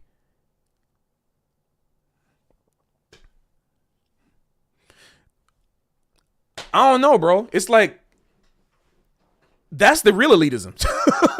I'm saying that everybody has the power right now to quite literally make something immediately. Just right now. I got a couple of drumsticks and I can just make a beat that I like, you know. Cool. Get my phone recording out, put it on. What do you think SoundCloud is for? Guys, this is not a new problem that needs to be fixed. Since when is like the ability? Since when is the ability to make stuff ever not been in our hands? Why in the past 5 years suddenly it doesn't make any sense. It makes zero sense to me. I don't understand. And this is not a shout at Chad. This is just like, I'm disappointed that the argument is rehashed, because it's not Chad that's just making this argument. It's everybody who supports AI is making this argument that it's giving power to people who don't have it. I'm like, no, it's not. It doesn't. Like, what? I don't know, man. Maybe I'm crazy, but I think that people have been just fine for thousands of years, hundreds, maybe tens of thousands of years, or however long we've been humans, just making a beat, yelling, doing whatever. Thank you, Babak. It's taking power away from people, bro. It's not giving anything. I'm losing power every day. No matter how many followers I get, no matter how many of y'all give me money and donate, I can't beat the machine that is people not caring about people like us surviving in this, you know, in this world, in this business. As long as they don't care about that and they want to keep supporting it, it doesn't matter how much money you give me. Or what? It just doesn't. You know what I'm saying? That's kind of the point I'm trying to make, is that we need a consciousness shift. We don't need like, the solution to the problem is not to give people generative tools to make something instantly. The solution is to go in the other direction and try to look at what the actual root cause of the problem is. And if we can't stop capitalism, we can at least get people to be aware of what these issues are. And that's what we need to do. That's why boycott AI is a hashtag that I started. Because, yeah, that's the best thing we can do, is just talk about it. And he's actually going to mention that in a little bit, which is fine. So let's continue watching it. I made my point. But isn't it cool that possibly there could start to be some studios that are run by people and employing people that could maybe use some of these previously out of reach technology capabilities to create some content like this? No, I don't think it's cool, actually. Sorry, I was just really... Yeah, no, I don't think that's cool. That's what I just said. I don't think it's cool that people... Because, like, again, we can't live in a utopia. We can't live in a utopia where, like, oh, man, AI is gonna open the door for people to, like, start their own studios and pay. Who they gonna pay? Guys, AI is getting to the point where you can do anything you want by just typing a few sentences. Guys, who's gonna need anybody to do what? Guys.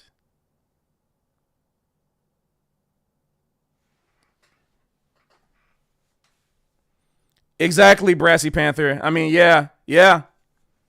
Absolutely. These stories are important to hear. Let me read what it said. It said, my aunt, who has been a graphic designer her whole career, just got laid off because AI could do it cheaper and faster. This is what I'm talking about. We don't care because we jazz musicians. It's sad, man. I'm really sorry to hear that about your aunt, man. Andy Scherer. That type of stories are important to hear, and there's a lot more already, and it's continuing to happen.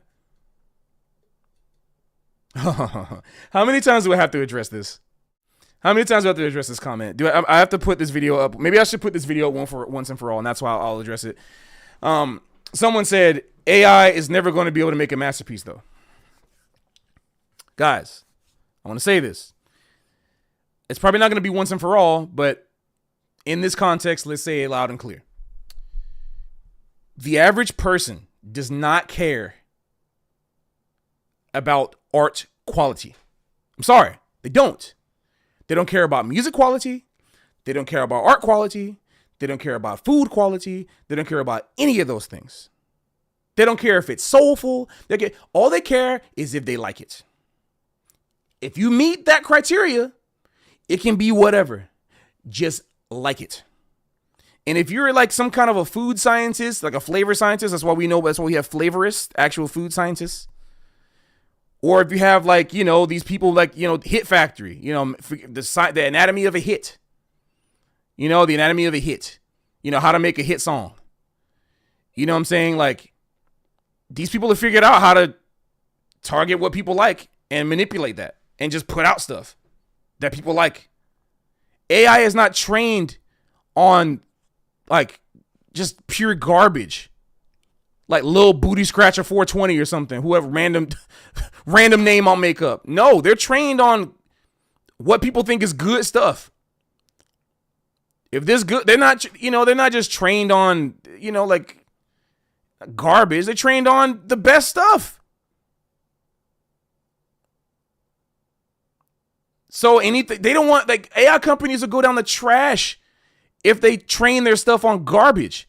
Because then if you generate something and type something in and what comes out is garbage, you're not going to want to use it anymore.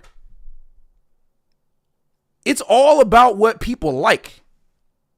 It's all about what people like. That's it. It's not about if this has like soulful energy or qualities or evidence that a human made it. Oh, people can tell, bro. Yeah, okay. All right. Really? People can tell. Guys, you got to be trained. You have to either be trained or really care to be able to tell the difference between some things that are out now. Seriously. Art is supposed to invoke critical thought according to Adomo. I don't see why AI couldn't do that. Yeah, well, and it's like, okay, whatever it's supposed to, whatever. I don't know. But the point I'm trying to make, once and for all, well, maybe not. I'm going to have to keep saying this to people who might have seen my video, but people who don't care about that. They don't care about masterpieces. When's the last time you've seen public society care about masterpieces? Every time a major art society or college board or whatever comes out with the idea of a masterpiece, people think it's elitist and gatekeeping. So they don't even want that. They don't even want that. They don't want masterpiece. If somebody come up with, if the European society of whatever comes up with, this is a masterpiece, you got people shouting that it's like, patriarchy and white and this and that kind of stuff. Like, people don't, the only people that care about that stuff are people who are educated. Like, that's how it's always been. It's not even a new thing. That's how it's always been. It's not new.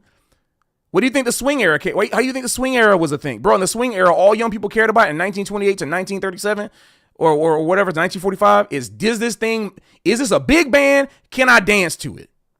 Sidney Bechet was shining shoes and being a tailor during the Great Depression because he had 10 people show up to his shows. People weren't, his music was old hat. 1932, 33. Isn't that crazy?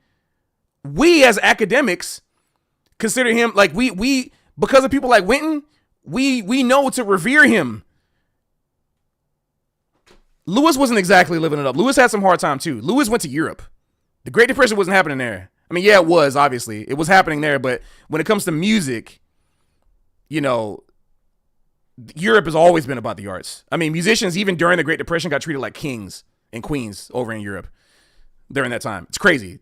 So Sydney went to Paris, Lewis went there, Coleman Hawkins went there, everybody. This is during the 1930s because they could escape the racism, first of all. That was a big thing. But anyway, the point I'm trying to make is that they wanted something that could dance. They wouldn't think about no masterpiece. The average kid wanted to go see Frank Sinatra. Swooning. Oh, Benny Goodman, like, whoa, against the crowd, go, like, that's people want to have fun. It was the snooty people, like, you know what I'm saying? Like, that were only listening to like the latest, like, new music trends of the time, like Bela Bartok and Stravinsky. That's a masterpiece. But like nowadays, because we're educated and because, like, I don't know, anything is better than Designer or something, you know, we look at Frank Sinatra as a masterpiece. Oh man, like, this is just really music. But not everybody was saying that. The high art crowd was not saying that Frank Sinatra was a masterpiece. Like, thank you, Sam Newling, thank you. The problem is anyone can think anything is a masterpiece. Yes. So it's like this, you know, it's not about what is good. It's about what people like. That's it.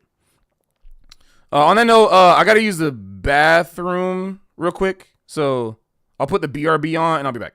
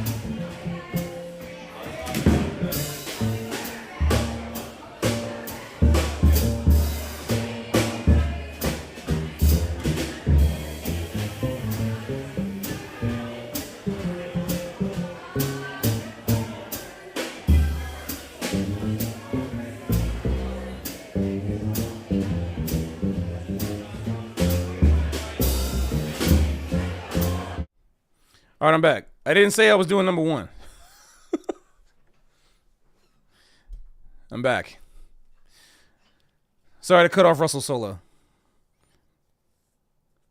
People who are asking, people were asking if that was like who that was.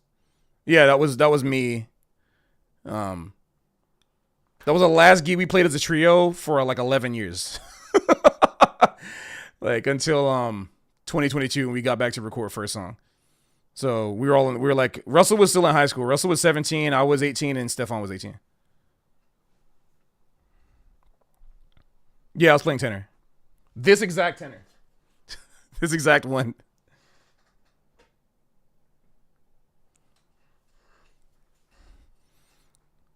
Chris Bittner? Oh, that's funny. I don't sound anything like him.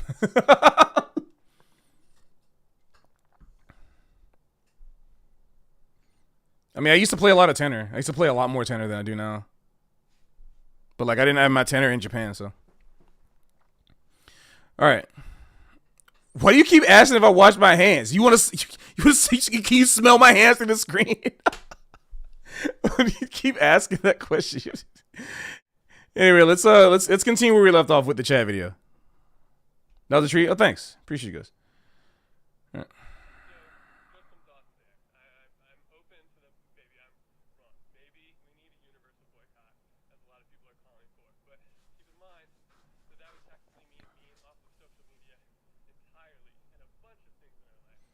I love that he brought this up because it is categorically false. Oh, the video's super quiet. Crap. I hate that. I gotta. No. I hate Instagram. I can't rewind.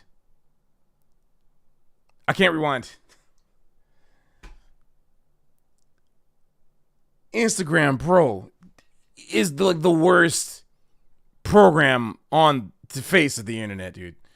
It's so bad. If I refresh the page, I'm gonna have to watch all the way. You know what? Some things in life you gotta be patient for. We're gonna sit here and wait. Yeah, on mobile you can, but you can't do that, you know.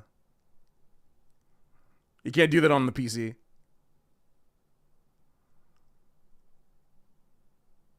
Just download it. Does that, if I download it, is it Patty's Bootlegs now?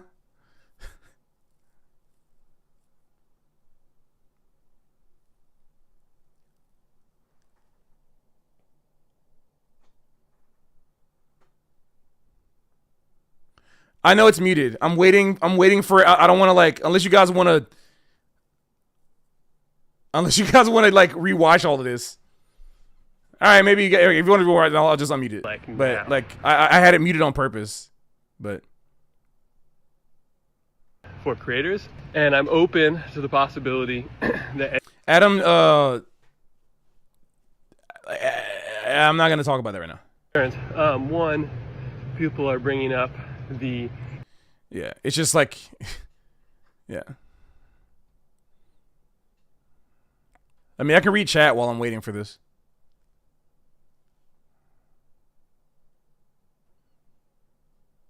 Hold up on the no regrets. About the Dr. Mike thing? Oh, you guys are having a completely different conversation.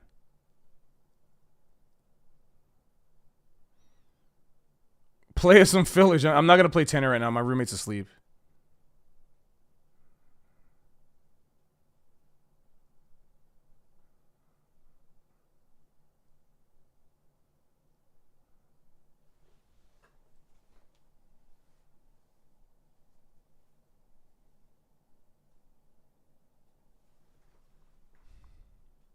Do I have a trumpet? Yes.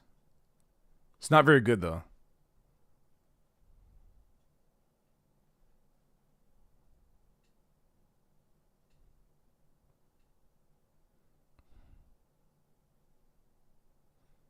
I just, like, I forgot how much he talks about climate in this video. I forgot. Do I have a jazz and non-jazz album that I think is most influential on me as an artist? Also, what's up, Troy? Not one. I don't have one. It's like a bunch. It's kind of hard to. Yeah, Josh, it is long. But with all due respect, it's fine. Hot take, I prefer Flugel over Trumpet any day of the week. I don't know about any day of the week, but I do like Flugel a lot. But Arson, like you play bebop, so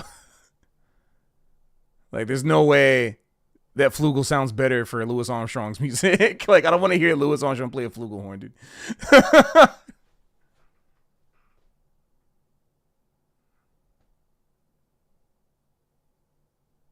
Eddie's a great friend of mine. Exactly, GX. Flugel can't scream. Yeah, exactly. It's like if you're only thinking of what instrument would I like to hear, so yeah, I mean it's gonna most likely sound a lot better on Flugel, sure, but that doesn't sound better on Flugel.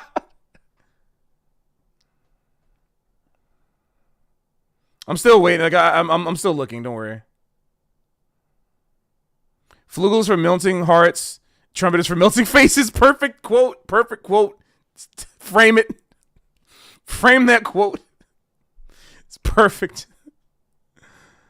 Thank you, Cubs. I play a 6. Thoughts on using pedals? I use pedals. All right, I think it's coming up now. My opinion? I do masterclass at college all the time. I'm doing another one in 2 weeks. Designers, bloggers, there are all sorts of roles that we're paying our contractors to do that could It's still be increasingly. it's still.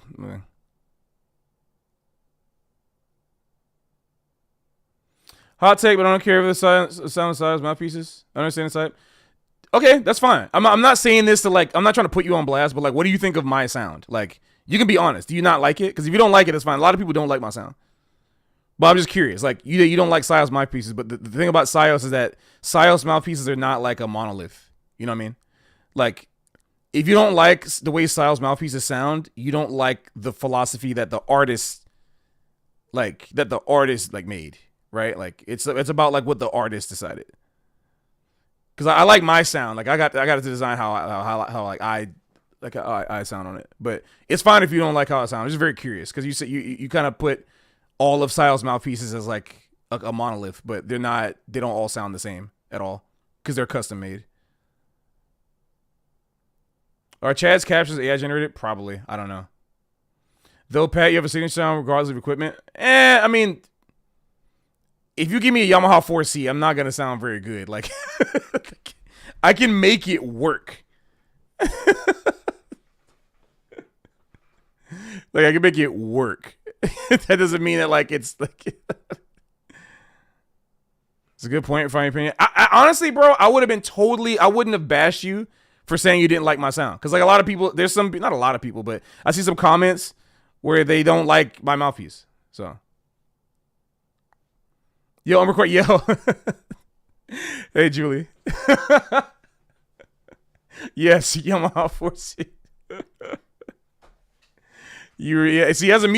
As a music instructor, as a band teacher, you already know. You're a music teacher. You know that life.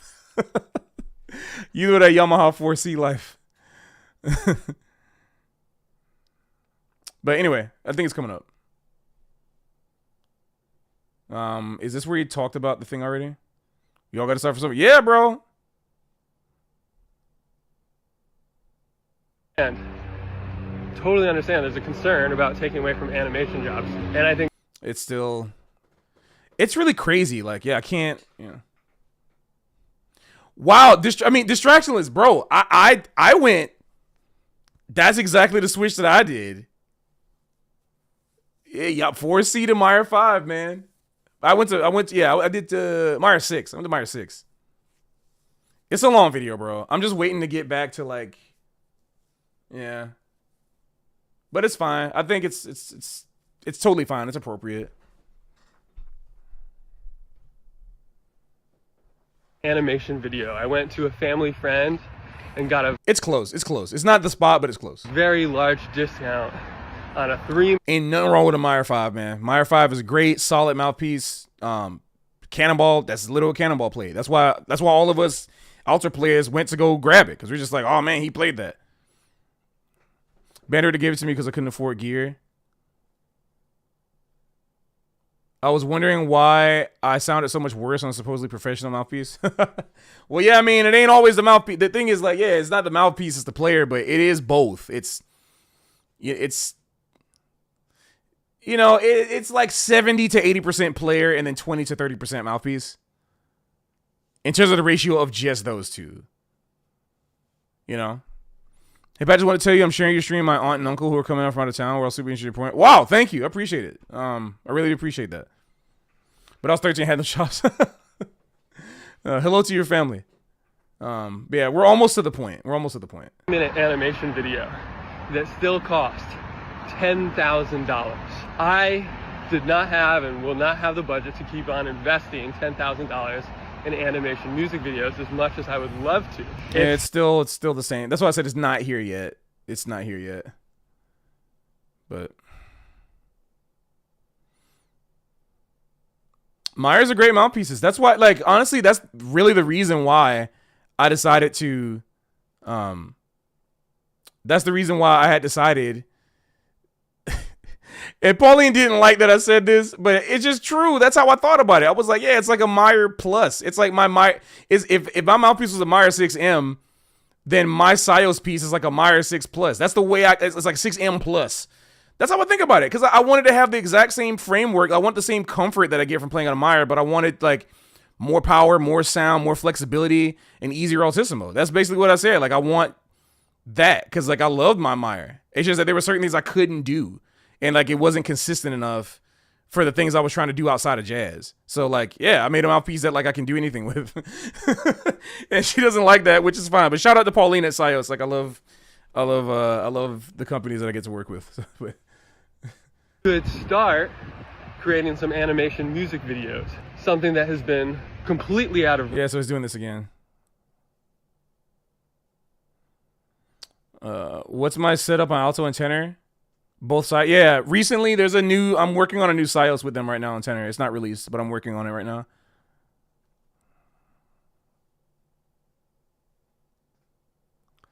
Just waiting. As a Saxman TV show. All right, we're getting back to again, that was posted for humor. But isn't it cool that possibly there could start to be some studios that are run by people and employing people. I already talked about this already, could so maybe use I'm going some moving of past these it. previously out of reach technology capabilities to create some content like this. So just some thoughts there. So now we're back on where we were before. But yeah, obviously you guys remember that I disagree with this. And if you don't remember what I said, the VOD will be available. You can just go back and rewind it with no ads, of course, because I don't monetize stuff like this. You should start screen recording so you can rewind. I mean, yeah, but I'm already recording on OBS locally, the stream, so I can't like do both. I'm open to maybe I'm wrong. Maybe we need a universal boycott, as a lot of people are calling for. But keep in mind that would technically mean being off of social media entirely and a bunch of things in our life. So that's what I wanted to come back to. I wanted to come back to the idea that I'm glad that he talked about this because it's categorically false. Boycotting AI, like boycotting generative AI does not mean boycotting social media or logging off of social media completely. For a couple of reasons. The first main reason is that the type of AI that these social media companies benefit from is like scrubbing our data, right? Stuff that's already been happening before ChatGPT and all that type of stuff, right? That's bad. We don't like that. But our data's been scrubbed already for years to give to advertisers. For over a decade, more than that, like at least the past 2 decades or so on the internet, our data's being scrubbed to advertise to us. Like, that's not new. That's nothing new. But we didn't have generative AI in 2011, 2015, 2019. We didn't have it. 2020, we didn't have it. We didn't have this stuff then. So, like, it's like, and distraction. Yeah, exactly. It's not unreasonable to suggest that boycotting social media is ethically correct thing to do. Yeah, I love the idea. This is why I tell people, if you want to really protest and be about that life, you should like protest all of life. Like protest like being being alive in modern world in general, like go hard, but it's kind of disingenuous to me. It's not the same argument because you can be on social media and not click Suno.ai and not click Chat GPT. You can be on here without doing that. Like when I say boycott AI, it doesn't mean like it's kind of like this. It's almost nihilist. It's almost like, I don't know what the word is. Like again, there's a lot of these types of the type of like arguments, like fallacy arguments or whatever. It's like saying this type of thing is just weird to me because obviously like we can't escape the machine. Like, yeah, but like, here's the thing. A full internet blackout would do nothing to Chat GPT right now or whatever, or OpenAI, whatever. Suno. It wouldn't do anything. Like the time for that was like 15 years ago. Maybe. Probably earlier than that. Like 20 years ago, 25 years ago was the time for that. It's too late, y'all. That's not going to work anymore. If we decided to drop everything right now and decided to log off completely, log off the internet, everybody, like remember how we used to do them blackouts? I think we did one like 10 years ago or something. I don't remember, but there was a time where like for a day, everybody like, log off, don't use the internet. I don't know if you're all around for that, but if we decided to start doing that, you think that these companies don't already have enough AI? I mean, you think these companies don't already have enough info to make AI just stronger and keep going? Like, bro, we could all log off right now and we're still cooked when it comes to that. They got everything they need, bro. And honestly, AI is already good enough that people can't tell the difference between certain things. I mean, bro, I just saw a story post. It's crazy. Like, man, like Kellen Hannes. Let me see if I can go find this. She made a story post. It's sad. Like, she just made a story post. Look at this. She says, I cannot believe I have to say this, but no, I am not AI generated. People are literally accusing me of being AI in the I can cook, I can clean video is insane. Hi, it's me. I'm a real person. Support. Let me, like, look at this. I cannot believe I have to say this, but no, I'm not AI generated. That's a story post. Like, this is where we at, bro. And people not taking the piss. They're not like people wouldn't post this stuff if they didn't feel like they had to say that.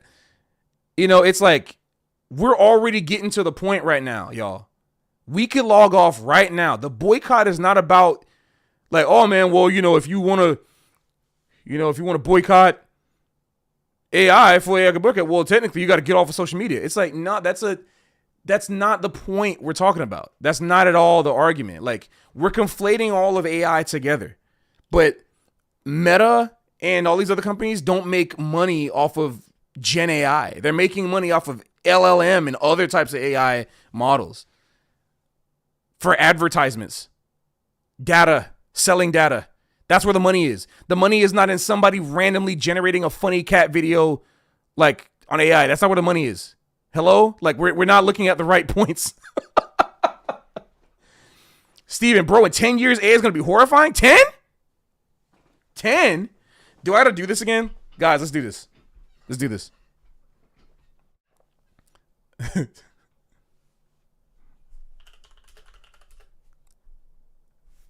Will Smith eating spaghetti. I always have to, like, bring this up. 2 years ago, I think it was really 3. Comparison, unbelievable. So this is the 4K, right? The look at where we started. This joint makes me crack up.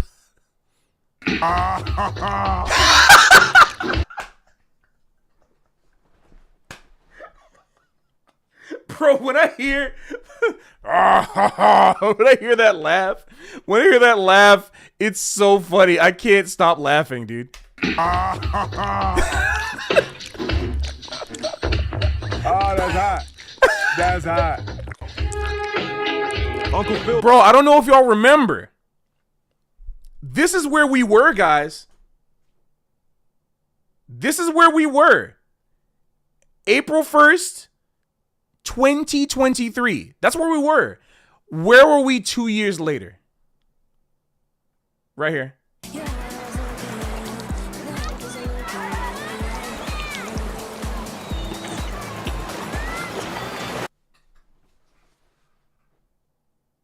You guys really think? You guys really? It's kind of crazy, like the amount of AI is never. AI really? That's a gimmick. It's gonna die. No one's gonna care. Oh, come on, guys. 10 years. This was 2, guys. 2, guys. 2, guys. You guys understand me? Are you listening to me right now? This was 2 years of development. 2.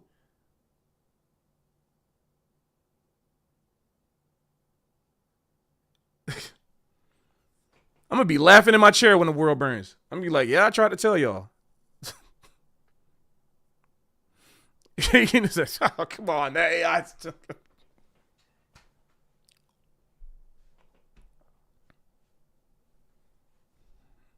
Anyway,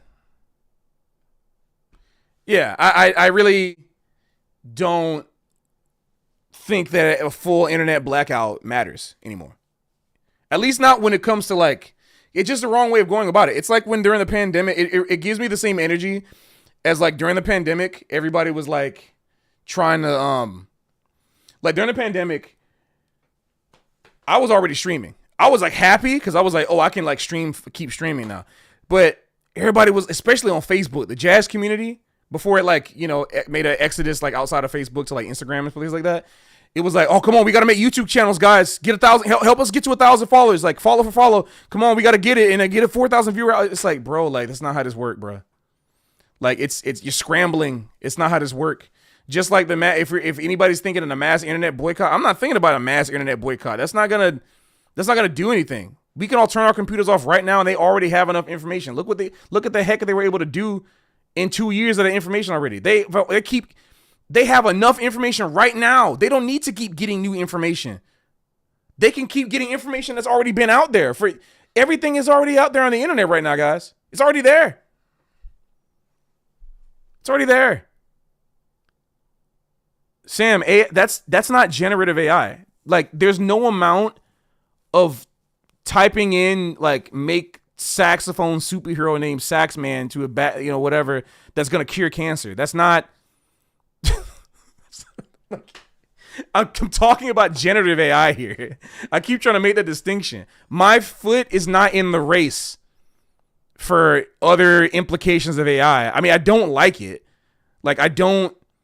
It's like when I was vegan, right? Like, it's like, yes, I care about the animals in the sense that, like, you know, I was vegan and that was a byproduct of that.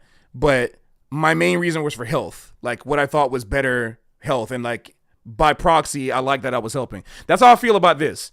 Like my main fight is against Gen AI. And like by proxy, I would love it, of course, like, yeah, if we can help curb the effects of AI in general. But my foot is not in a race about that. I'm not trying to be the end all be all arbiter of like I know everything and I know everything about AI. It's like, no, I'm specifically talking about what matters to me, what matters to us, which is Gen AI, period. Actually, AI is running out of data to use. But yeah, but well, that's not my point. My point is that if we turned off everything right now, AI would still have enough data to make things that's convincing. Because that's the point. Like, it's already convincing. Like, you can put an AI song on the radio right now, people would not care. Not the 0.1% of us that went to music school or like jazz. No, the 99.9% of people who don't care.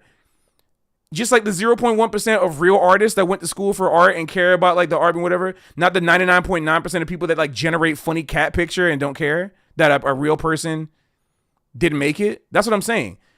Or the 99.9% of jazz musicians who don't care about art. Because it's true. We got to get real. Guys, we got to get real about something. The reason why I'm so upset about this stuff is because it's just further proof that jazz musicians like don't really care about anything except for like their own craft. You know what I'm saying? So jazz musicians don't it's unfortunate, but like jazz musicians don't really care. A lot of jazz musicians just they want to play changes. That's why I can't hang out at some clubs, bro. It's like yeah, I like hanging out and talking with people who like other types of art. Not just people who just talk about changes and that's it. Like my community is not a changes community. Like I love all types of art and support all of it. I will never generate a single thing ever. I won't do it. Cause I've tried to in the past. I've done it and I was like, this is terrible. And when I realized how bad it was, I was like, I'm not doing it. I don't want to do this. Yeah, Steven, sometimes it's self-absorbed. I don't really think it's self-absorbed. I think it's failure to, it's just disinterest, you know? I don't think it's really self-absorbed. It's just more like, I'm just making an observation, you know? But anyway. Point is, I don't think an internet blackout changes anything. That's not where my point was. My point is about boycotting AI as a thing by deciding that you're not going to engage with it and use it, right? It's about the awareness. It's about knowing that this is a problem and that we should just fight against it by showing, again, like I hate that this is what it comes down to because it's like always a financial perspective. But if you vote with your dollar, then simply use your, use your dollar to vote against AI. It's that simple. Companies, listen, guys, companies will only do stuff. They'll only put out products they know is going to sell. No one's going to invest in something they think is not good. No one's going to like put out stuff that they think no one's going to buy. Why do you think, KFC started putting like Beyond Chicken in there? Why do you think Burger King had Impossible Burgers? Because like the vegan craze became a thing. It doesn't matter if it's good and that it's all full of GMO and all sorts of chemicals. It doesn't matter. All that matters is that people want it. So they're trying to capture the trend. That's all it is. That's all it is, guys. It's just they're trying to capture the trend. So you can be a part of that trend. You can be a part of the anti-trend by being like, yeah, join the trend of not liking AI and decide I'm not going to use these programs. And then, that's just it. And we have to like keep encouraging people to do that. That's basically it. It doesn't mean log off the internet, guys. Like that's a moot point. I'm not saying that. These social media platforms are currently investing hundreds of millions, if not soon billions of dollars into AI, and they're making off of it currently billions and probably soon to be hundreds of billions, maybe currently hundreds of billions, maybe currently even trillions off of this investment. And we have to say again, it's not Gen AI that they're making trillions off of. It's LLM, large language models, other forms of AI, not specifically Gen AI. So that's the thing that is like, again, it's a moot point to me. The type of money that these companies are making is not off of people generating like songs and making cat videos. Or Saxman or whatever. It's from the data being scrubbed to utilize the best things to show to users to keep them on their platforms because AI does it better than humans do.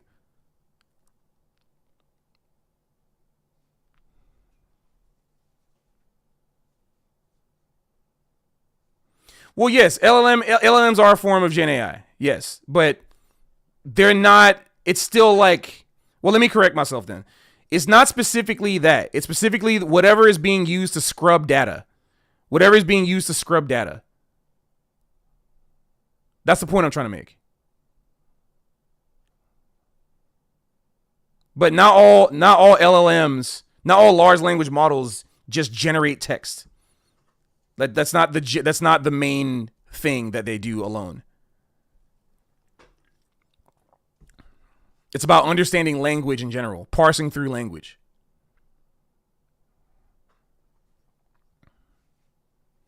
Yeah, but Phil, first of all, this entire time you came in saying I'm corny, and now you're coming in doing this. You're just here to be anti.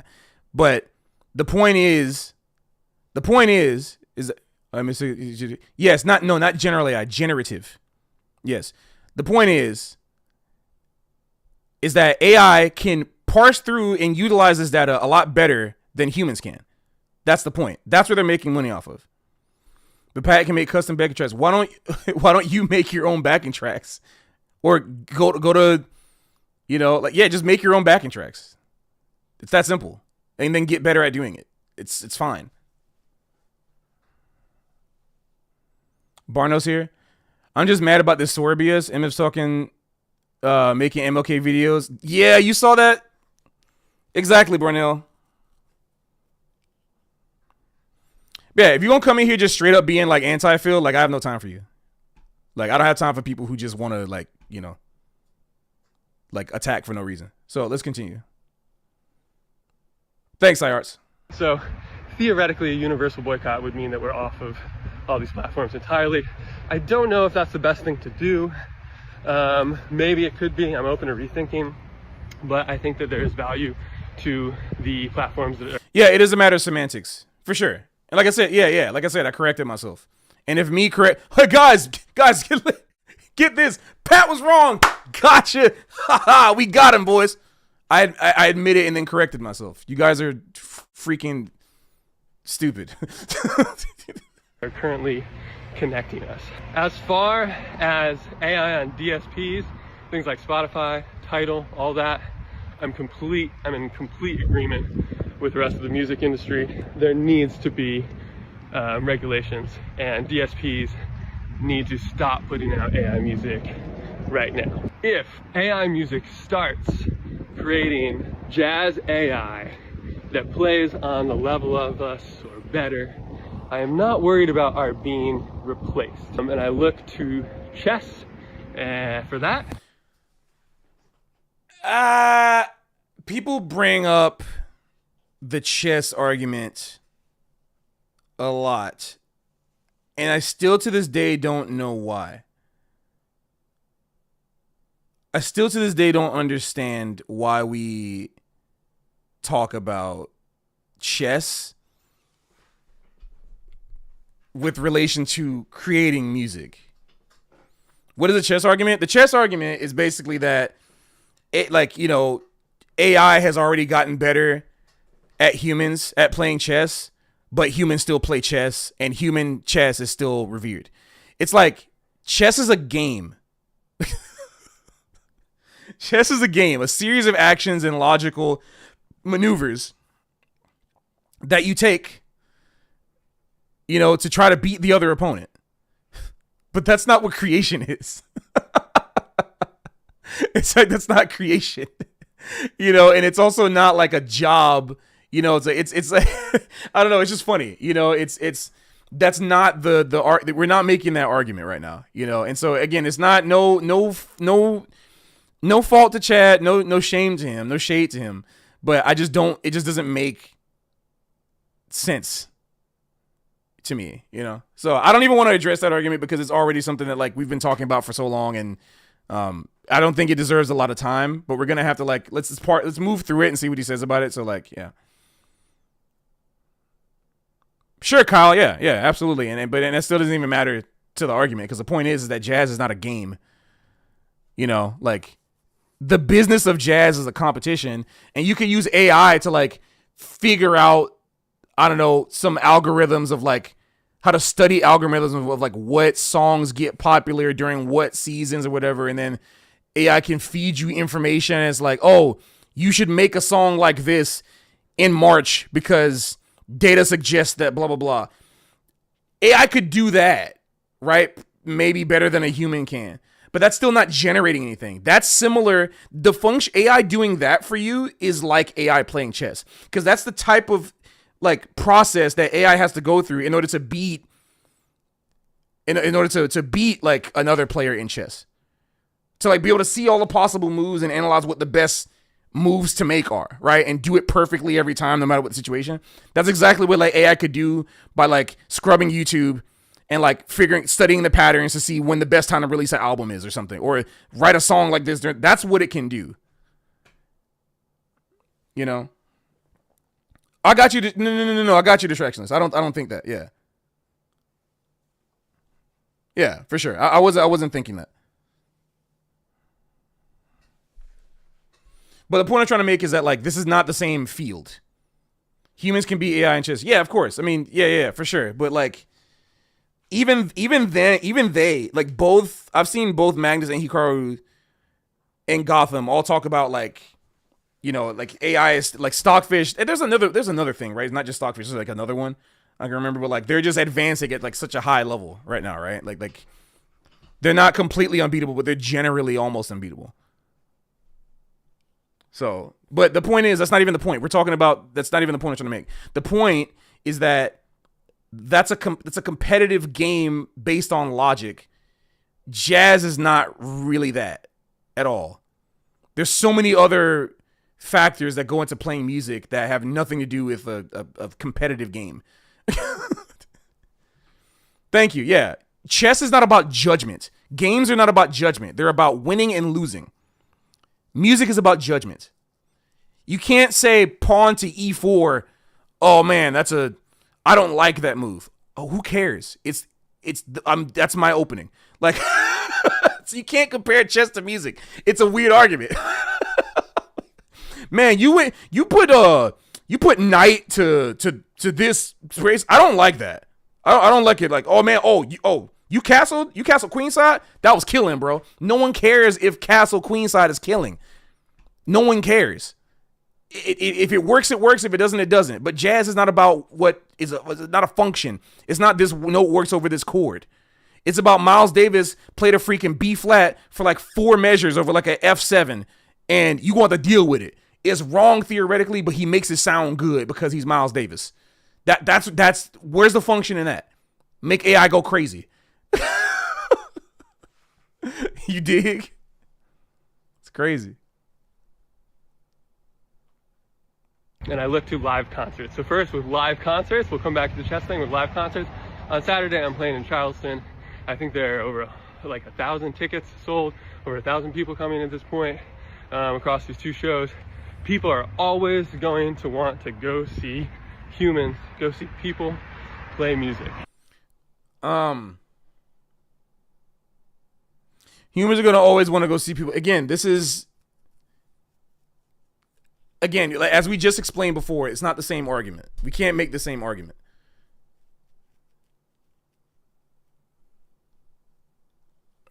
Can we not like hurl insults at people? Like we don't have to do that.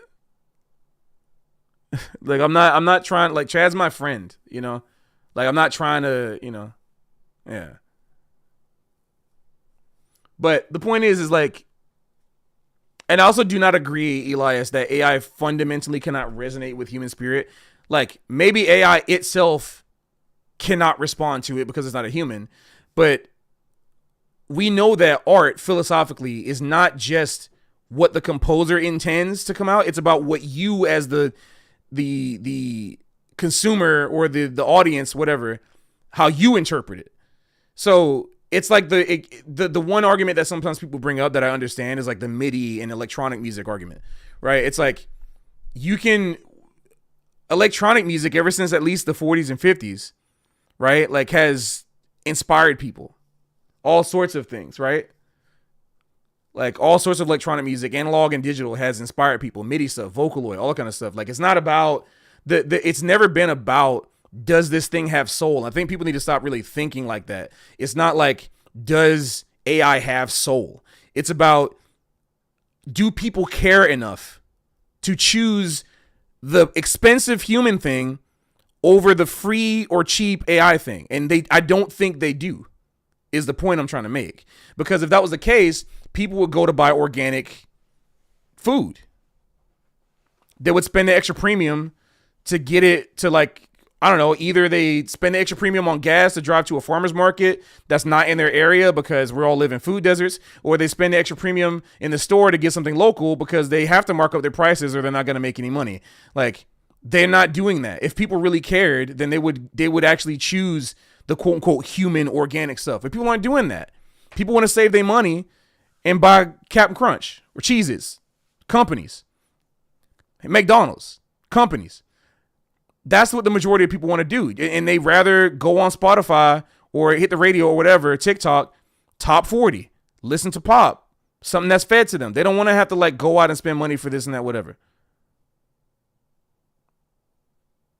So, you know, this is the reason why like this argument never holds up to me, because obviously there's going to be people that want to go see the stuff, but the people it's no longer It's no longer like a commodity anymore. Connor Williams, licensing scene for commercials is maybe a couple years away from not being anything that's small but it's yeah. You know what's funny though? Like Adam came into my stream the other day, like 2 months ago or something, a month or so. I don't remember how long it's been. He basically said it's already happening. He said it's already happening. Like basically like commercial music is already basically dead, or like on its way out, because of AI. And that's really scary. It's really, really scary. But yeah, it's not about that. It's not about the idea of people coming out. People are always going to come out. Like recorded music did not stop people from going out to listen to stuff. But what recorded music did for music is it made music not really as much of a big deal anymore. Like what I mean by that is like when music started to be recorded, you can now listen without going to like go out to a show. You can listen to it at home privately. So music eventually, as we get to today, became like less social, especially with headphones and headphone quality, right? Music is like no longer a social thing anymore. It's like an optional social activity. Whereas back in the day, because you had speakers, even speakers on recorded or just like the live band before recording, the only way to listen to music was to play it yourself or hear someone else do it. So nothing's going to die, but the artisans that specialize in a certain thing will just have to be doomed to just be niche. They'll be niche. It won't be a career option anymore. That's the problem, is that, you know, it's going to be a survival of the fittest, I guess, but I'm the opposite of an elitist. Like, I want people to have the ability to, like, you know, dream about a career in music. Like, it's nice. Like, let's dream, like, you know, there's so much benefit to learning how to produce an art on your own instead of generating it. So people you know, people not feel like people having such, what's the word? Discouragement. Like people being discouraged and having like losing faith in starting a career in music. It's sad to me. It's just sad. So, yeah, you know, that's the only reason why I talk about this. It's not really about people never going to concerts. It's about it being a specialty, because right now music is already being seen as a useless thing, like as a job. Like music has always been seen as like don't go into music, it's like it's gonna make you broke. And now it's like even people who are good enough, people who did put in the work, who are already out there, you know, if we continue to support this without thinking about it, they're gonna lose their jobs too, you know.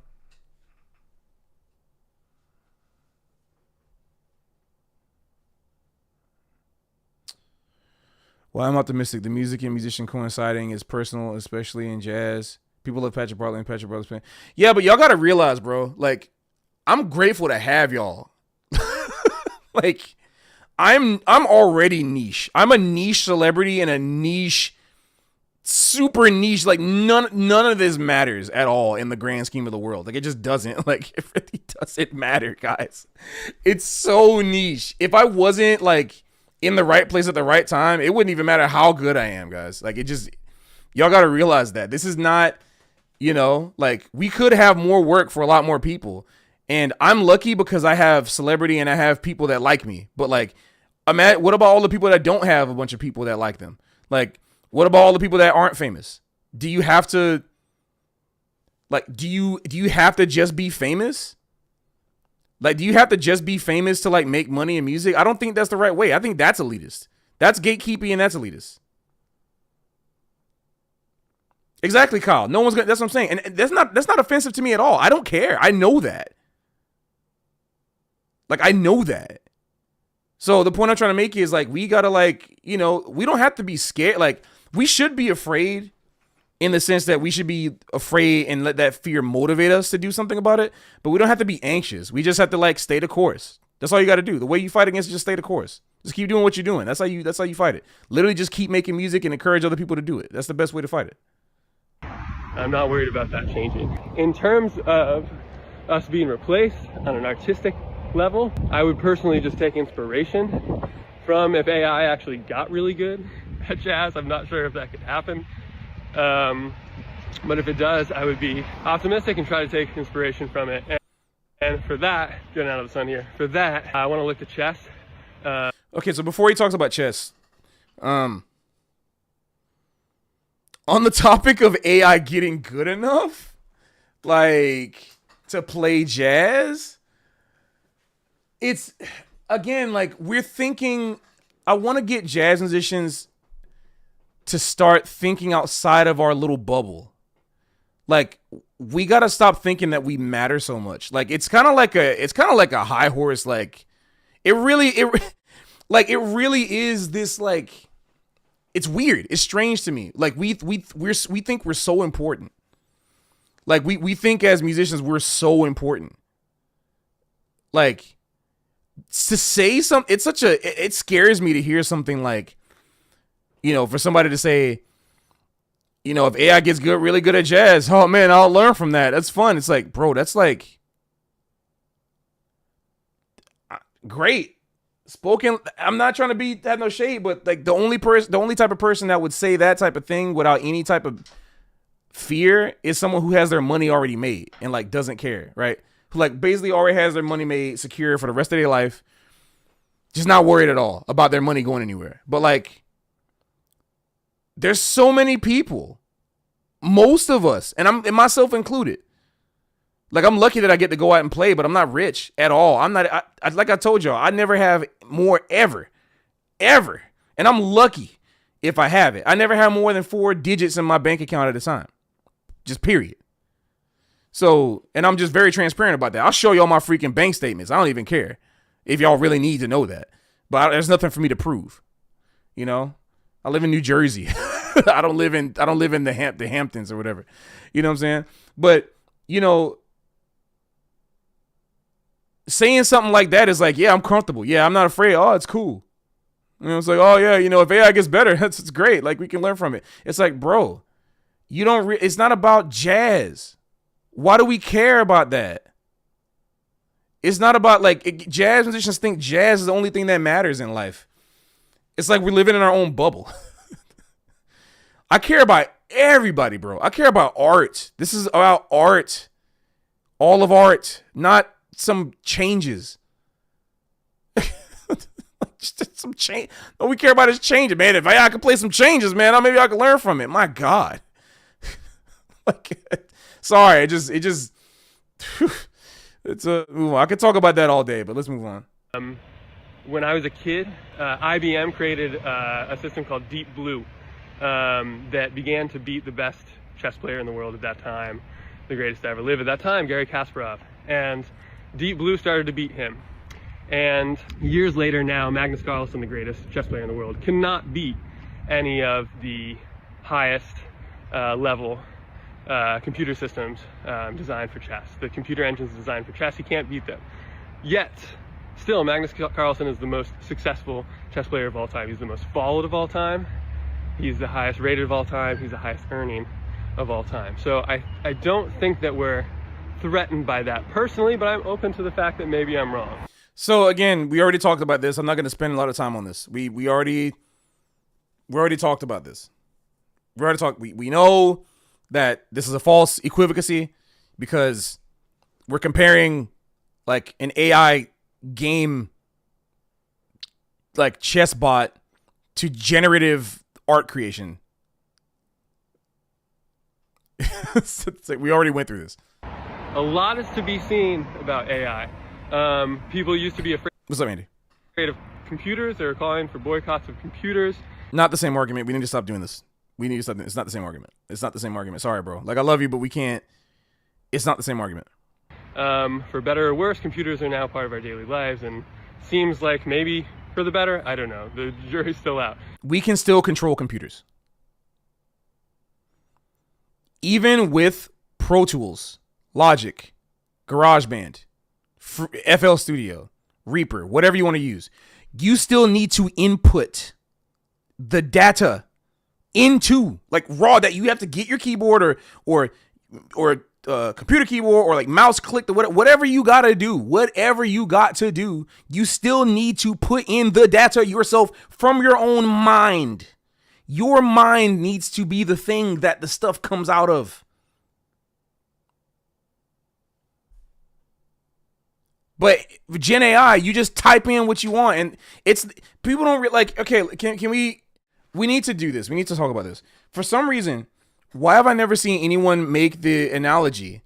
Typing a prompt in to Sora to say, write me a song about blah, blah, blah, blah, is the exact same thing as like paying me or any other artist and saying, hey, write a B flat blues about such and such and such and such.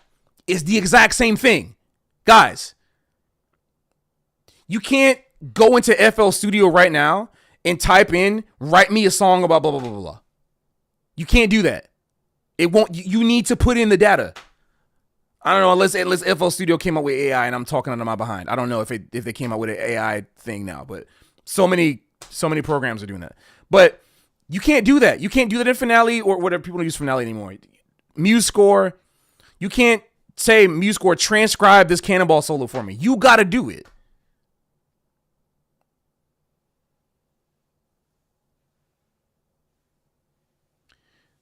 Yeah, but it's not like you or any other R&B musicians will cut down 20 trees in the rainforest. Yeah. But that's what my point. The reason why the point I'm trying to make is that we got to stop comparing AI to computers because it's not the same thing.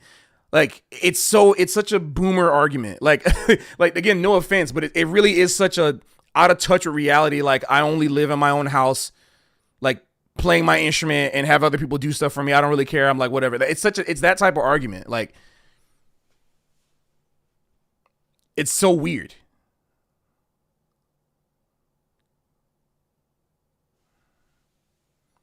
Like, oh, computers are in our life for the better. It's like, man, like we still have to use them.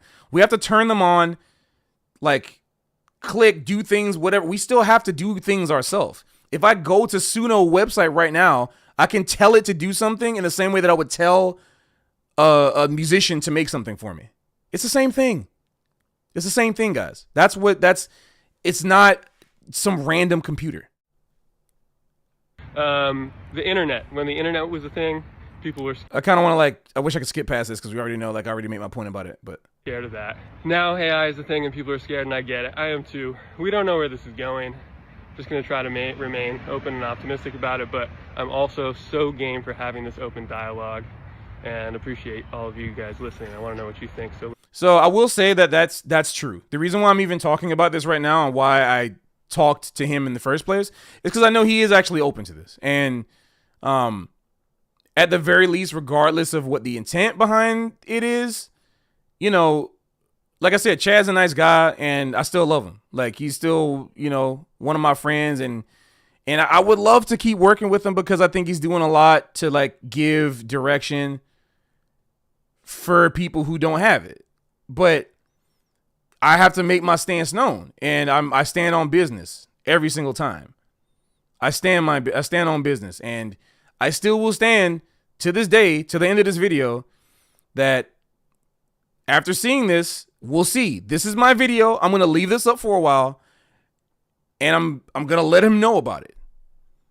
And if after watching it, if he does decide, you know, while he's making breakfast or whatever on the plane or whatever, and hears me out or doesn't hear me out, whatever, or if we decide to have another phone conversation, if after that nothing changes, I have to say what I'm going to say, which is I don't want my videos on the platform anymore. Sorry to everybody who benefits from it and who have bought them.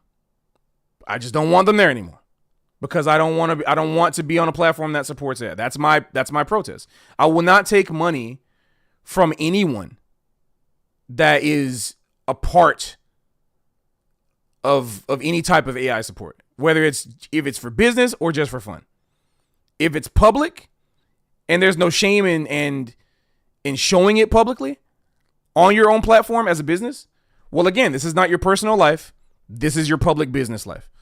And as someone who cares about my business life as well, it's important.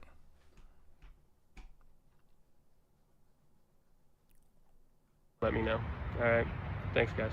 All right. So that's the end of it. All right. Cool.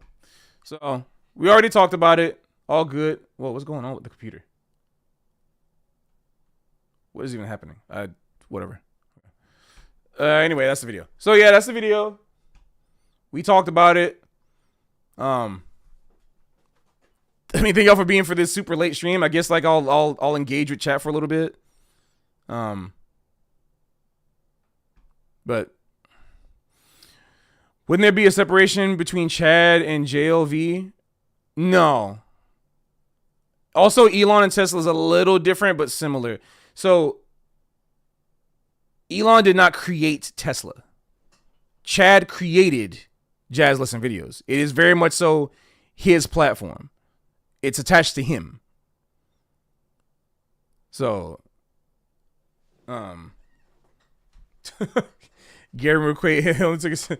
Yeah, I mean, like, that's what the video feels like, even outside of me talking about it. It's all fun though. I mean, I'm joking too. But yeah, anyway.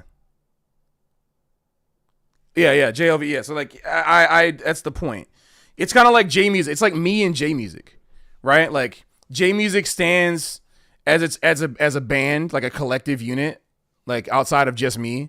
But it is very much so my band, right? It's very much so me, right? It's the same thing. So if I put stuff on J Music and I put stuff on that channel and I put stuff on the stream, whatever, like it's gonna represent. Like if I put something on my page, it's still connected to J Music. You know what I mean? So.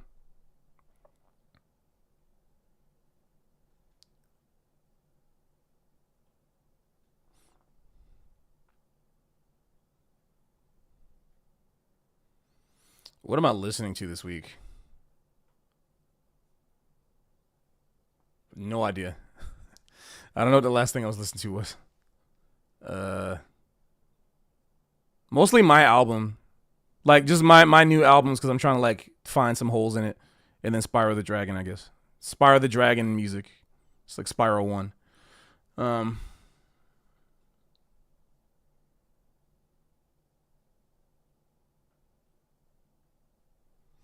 The only people watching chess don't want to watch two laptops fight for the world championship because they love chess. Plenty of people that don't love music listen to music. I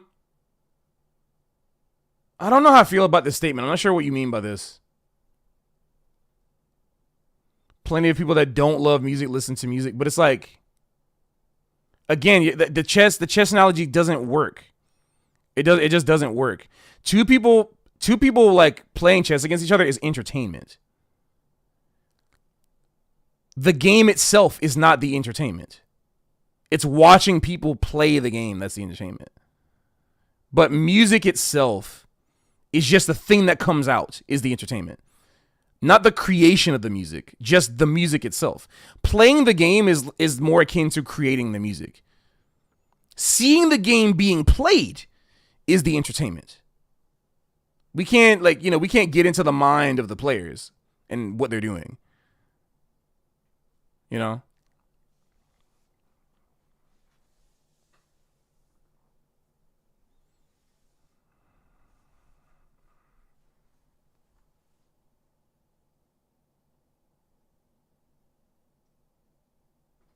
Yeah, exactly, Piggy Edits. Absolutely. Yo, what up, bro?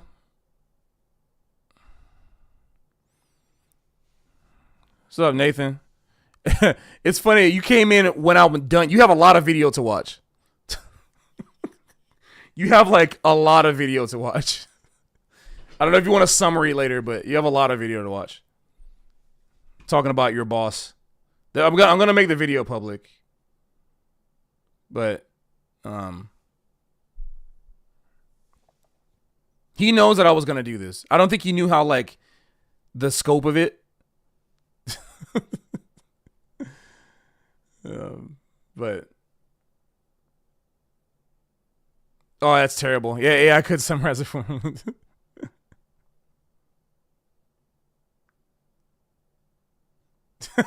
Talk about your boss. No, but like, I'll say the same thing at the end of this video, like now that I said at the beginning of the video, for those who are just tuning in. This is not a drama starting video. This is not a like call out video. This is a response to his response to the thing I asked him. There were like kind of three options. And like I gave him my ultimatum to what those options were. Based on what he did, I was going to go my way. So we're in the neutral zone right now. I said like doing what he did was the second to third best option. I still don't think it was a great option, but it's better than nothing. Which is not really saying much, but it is better than nothing. The fact that he addressed this, and the reason why I give him points for it, not that he needs the points, but I'm giving him credit because he was honest in his video about how he felt. And that's what we need. I think that's more than anything in this world, people being transparent and honest. Why's my video keep going out of focus? It keeps focusing on my mic. Do that. Maybe that's better. Okay. Like, more than anything, we need people being transparent and honest. So I can't fault him for that. It's fine. And that's why I don't have any like animosity towards that. But my kind of ultimatum was like,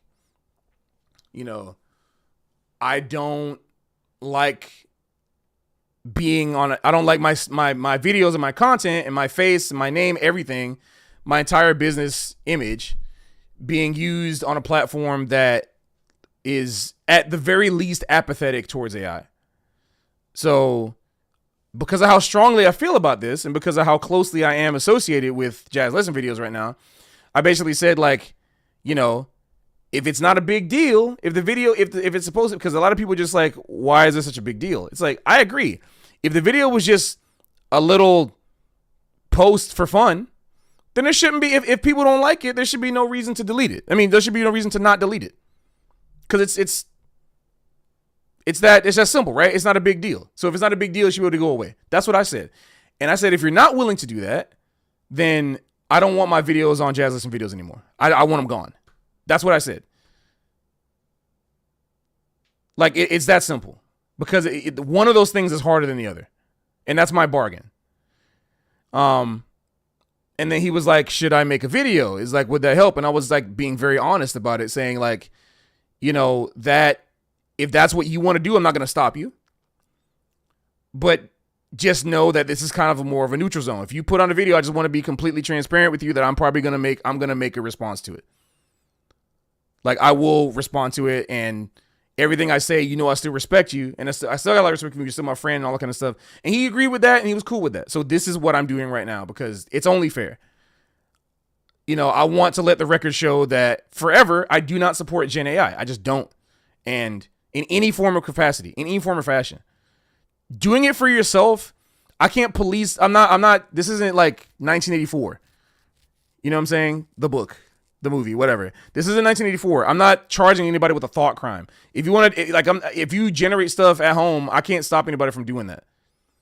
But if you're posting it on your public business profile and it's getting a lot of traction, you're basically saying, it basically sends the message, I don't care.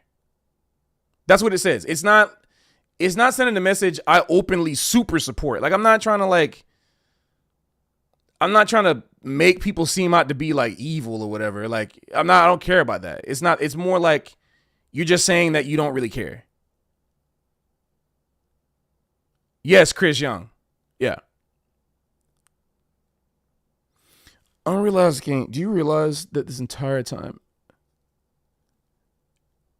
Lord have mercy, I've been trying to be so calm, but like, what are you doing? Why have you been here? Are you just here to just talk smack? That's all you do. That's all you care about. What did he do with Gen AI? You're just trolling, dude. You're just trolling. I'm not gonna read your comments anymore. Okay. So how do I feel about Gen AI's application in academia research? Let's say cybersecurity, where you have some people just not all there. Let's say in cybersecurity, where you have a DDoS detection system which generates a report based on hourly packet data.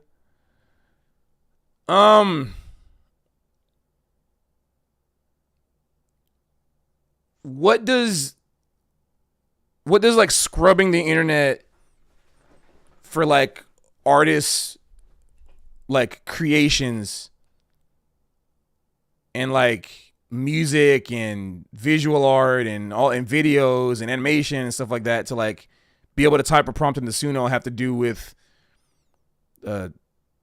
packet data or DDoS detection? I'm saying that fully respect. I'm not trying to be snarky to you. Like I'm being very just like I'm just curious. Like, if there's something I'm missing? Because I'm not sure. Like to me they don't seem like the same topic.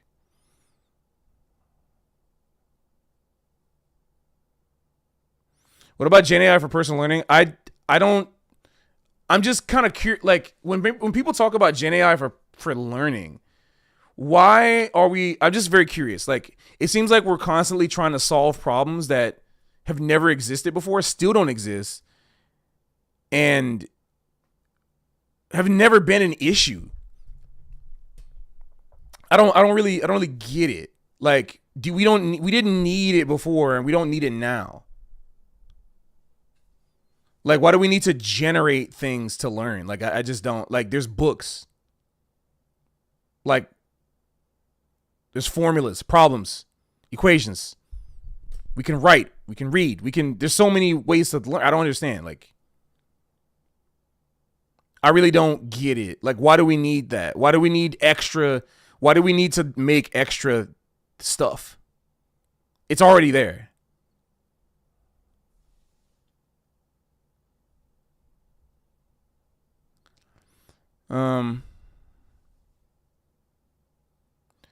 Cheeto, that doesn't. We can't. Did you not? You probably didn't. Either you didn't hear it, maybe you don't agree, which is fine. I'm fine if you don't agree, which is fine. But saying people said we didn't need the internet before it was a thing, I think this sentiment is common with all new technology. This is not just a simple new technology. I don't know how many times I have to say this. This is not simply a new technology, guys. I've explained it multiple times. I'm not gonna go over it again. Like, this is a brain. This is a freaking brain, guys.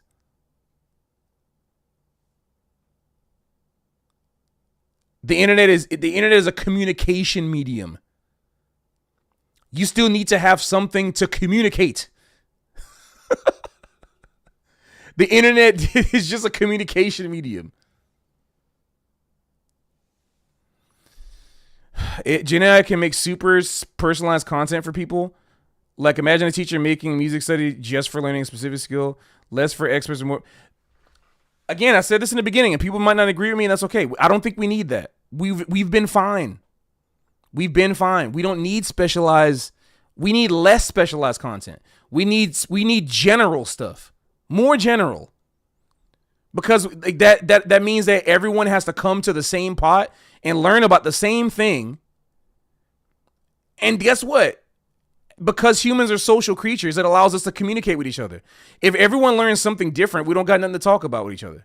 We can't come together. We can't, if everything gets hyper personalized, just like it's hyper personalized right now with recommendations and Spotify playlists and all type of stuff, which is why y'all don't know Coco and why y'all don't know the same recordings that like all the same recordings I grew up that was passed down to me from generation and stop with my generation. And now y'all don't really know those recordings anymore. That's what's going to happen, but even worse if things become too personalized.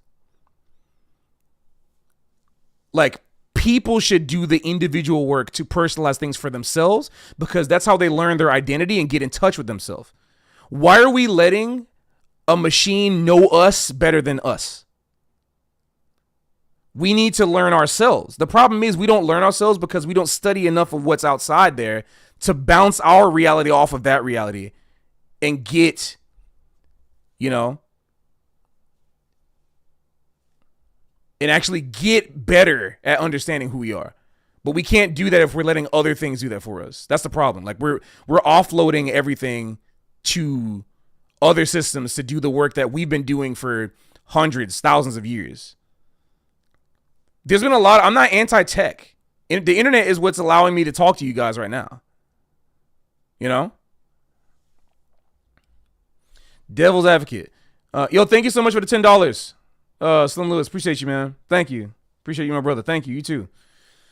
Devil's advocate. If everyone has different music recording vocabulary, can't that lead to more interesting music? But here's the thing. We've always had interesting music. And again, not you specifically, but people here generally as like music nerds, because we're all music nerds, we nerd out about stuff because we're nerdy. But jazz was not built off of nerds. Jazz was built off of like the brothels and the streets. Like, this was not nerd music. like even bebop. Like, those guys were gunslinging and knife slinging while talking about flat fives and tritone subs. Like, it's not like born. This music is not. I just recorded a video. I recorded a video a couple of days ago that I'm editing. It'll be up for patrons next week. Talking about how like jazz was not made for the schools. Sorry, but it wasn't. Like, we can learn about it in school, but we got to do the work ourselves to get out there and see the real life. This is dirty, raunchy music. This ain't 251 music, guys. Like this, you know what I'm saying? Like, people who want interesting music are like people who like want to do, they're tinkerers. We love tinkerers, like with knobs and, you know, it's like we love like getting more interesting, but we're supposed to communicate. This is communication music. If I go, the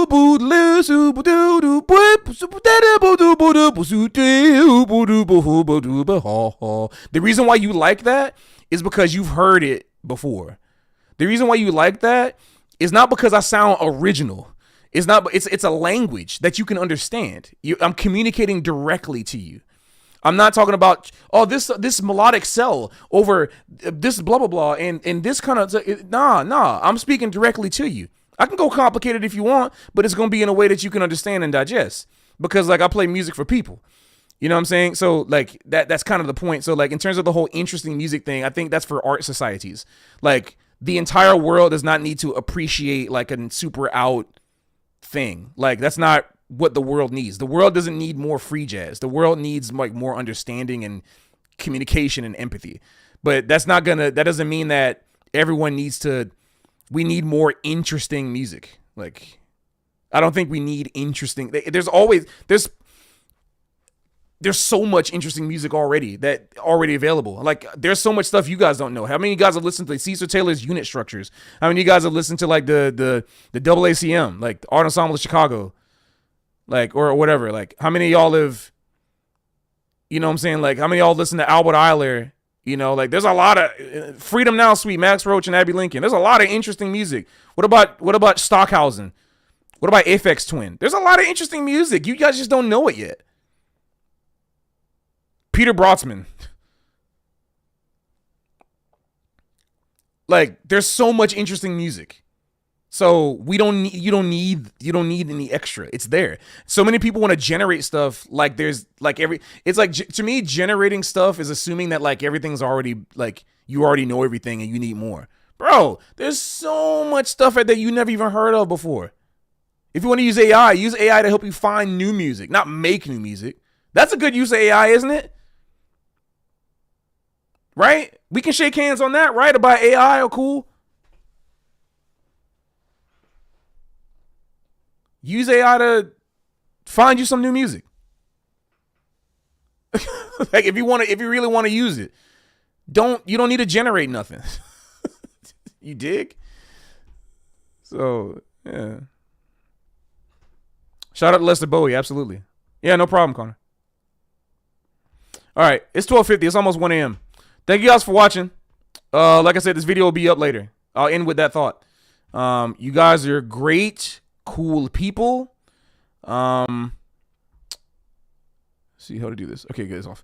All right. You guys are cool people. It's been awesome. And even the ones that are not cool, that just want to bother me, love y'all too. Love makes the world go around. All right, everybody. I'll see y'all at some point in the Discord. For those who are new, we can continue the conversation in Discord. If anybody has the link, you can post it. Otherwise, I'll post it right now. I guess I can try. Let me find it. But yeah, before I log off, once again, as I get this Discord link, remember that this is not, like, please don't go to Chad's post and flame him. Please don't do that.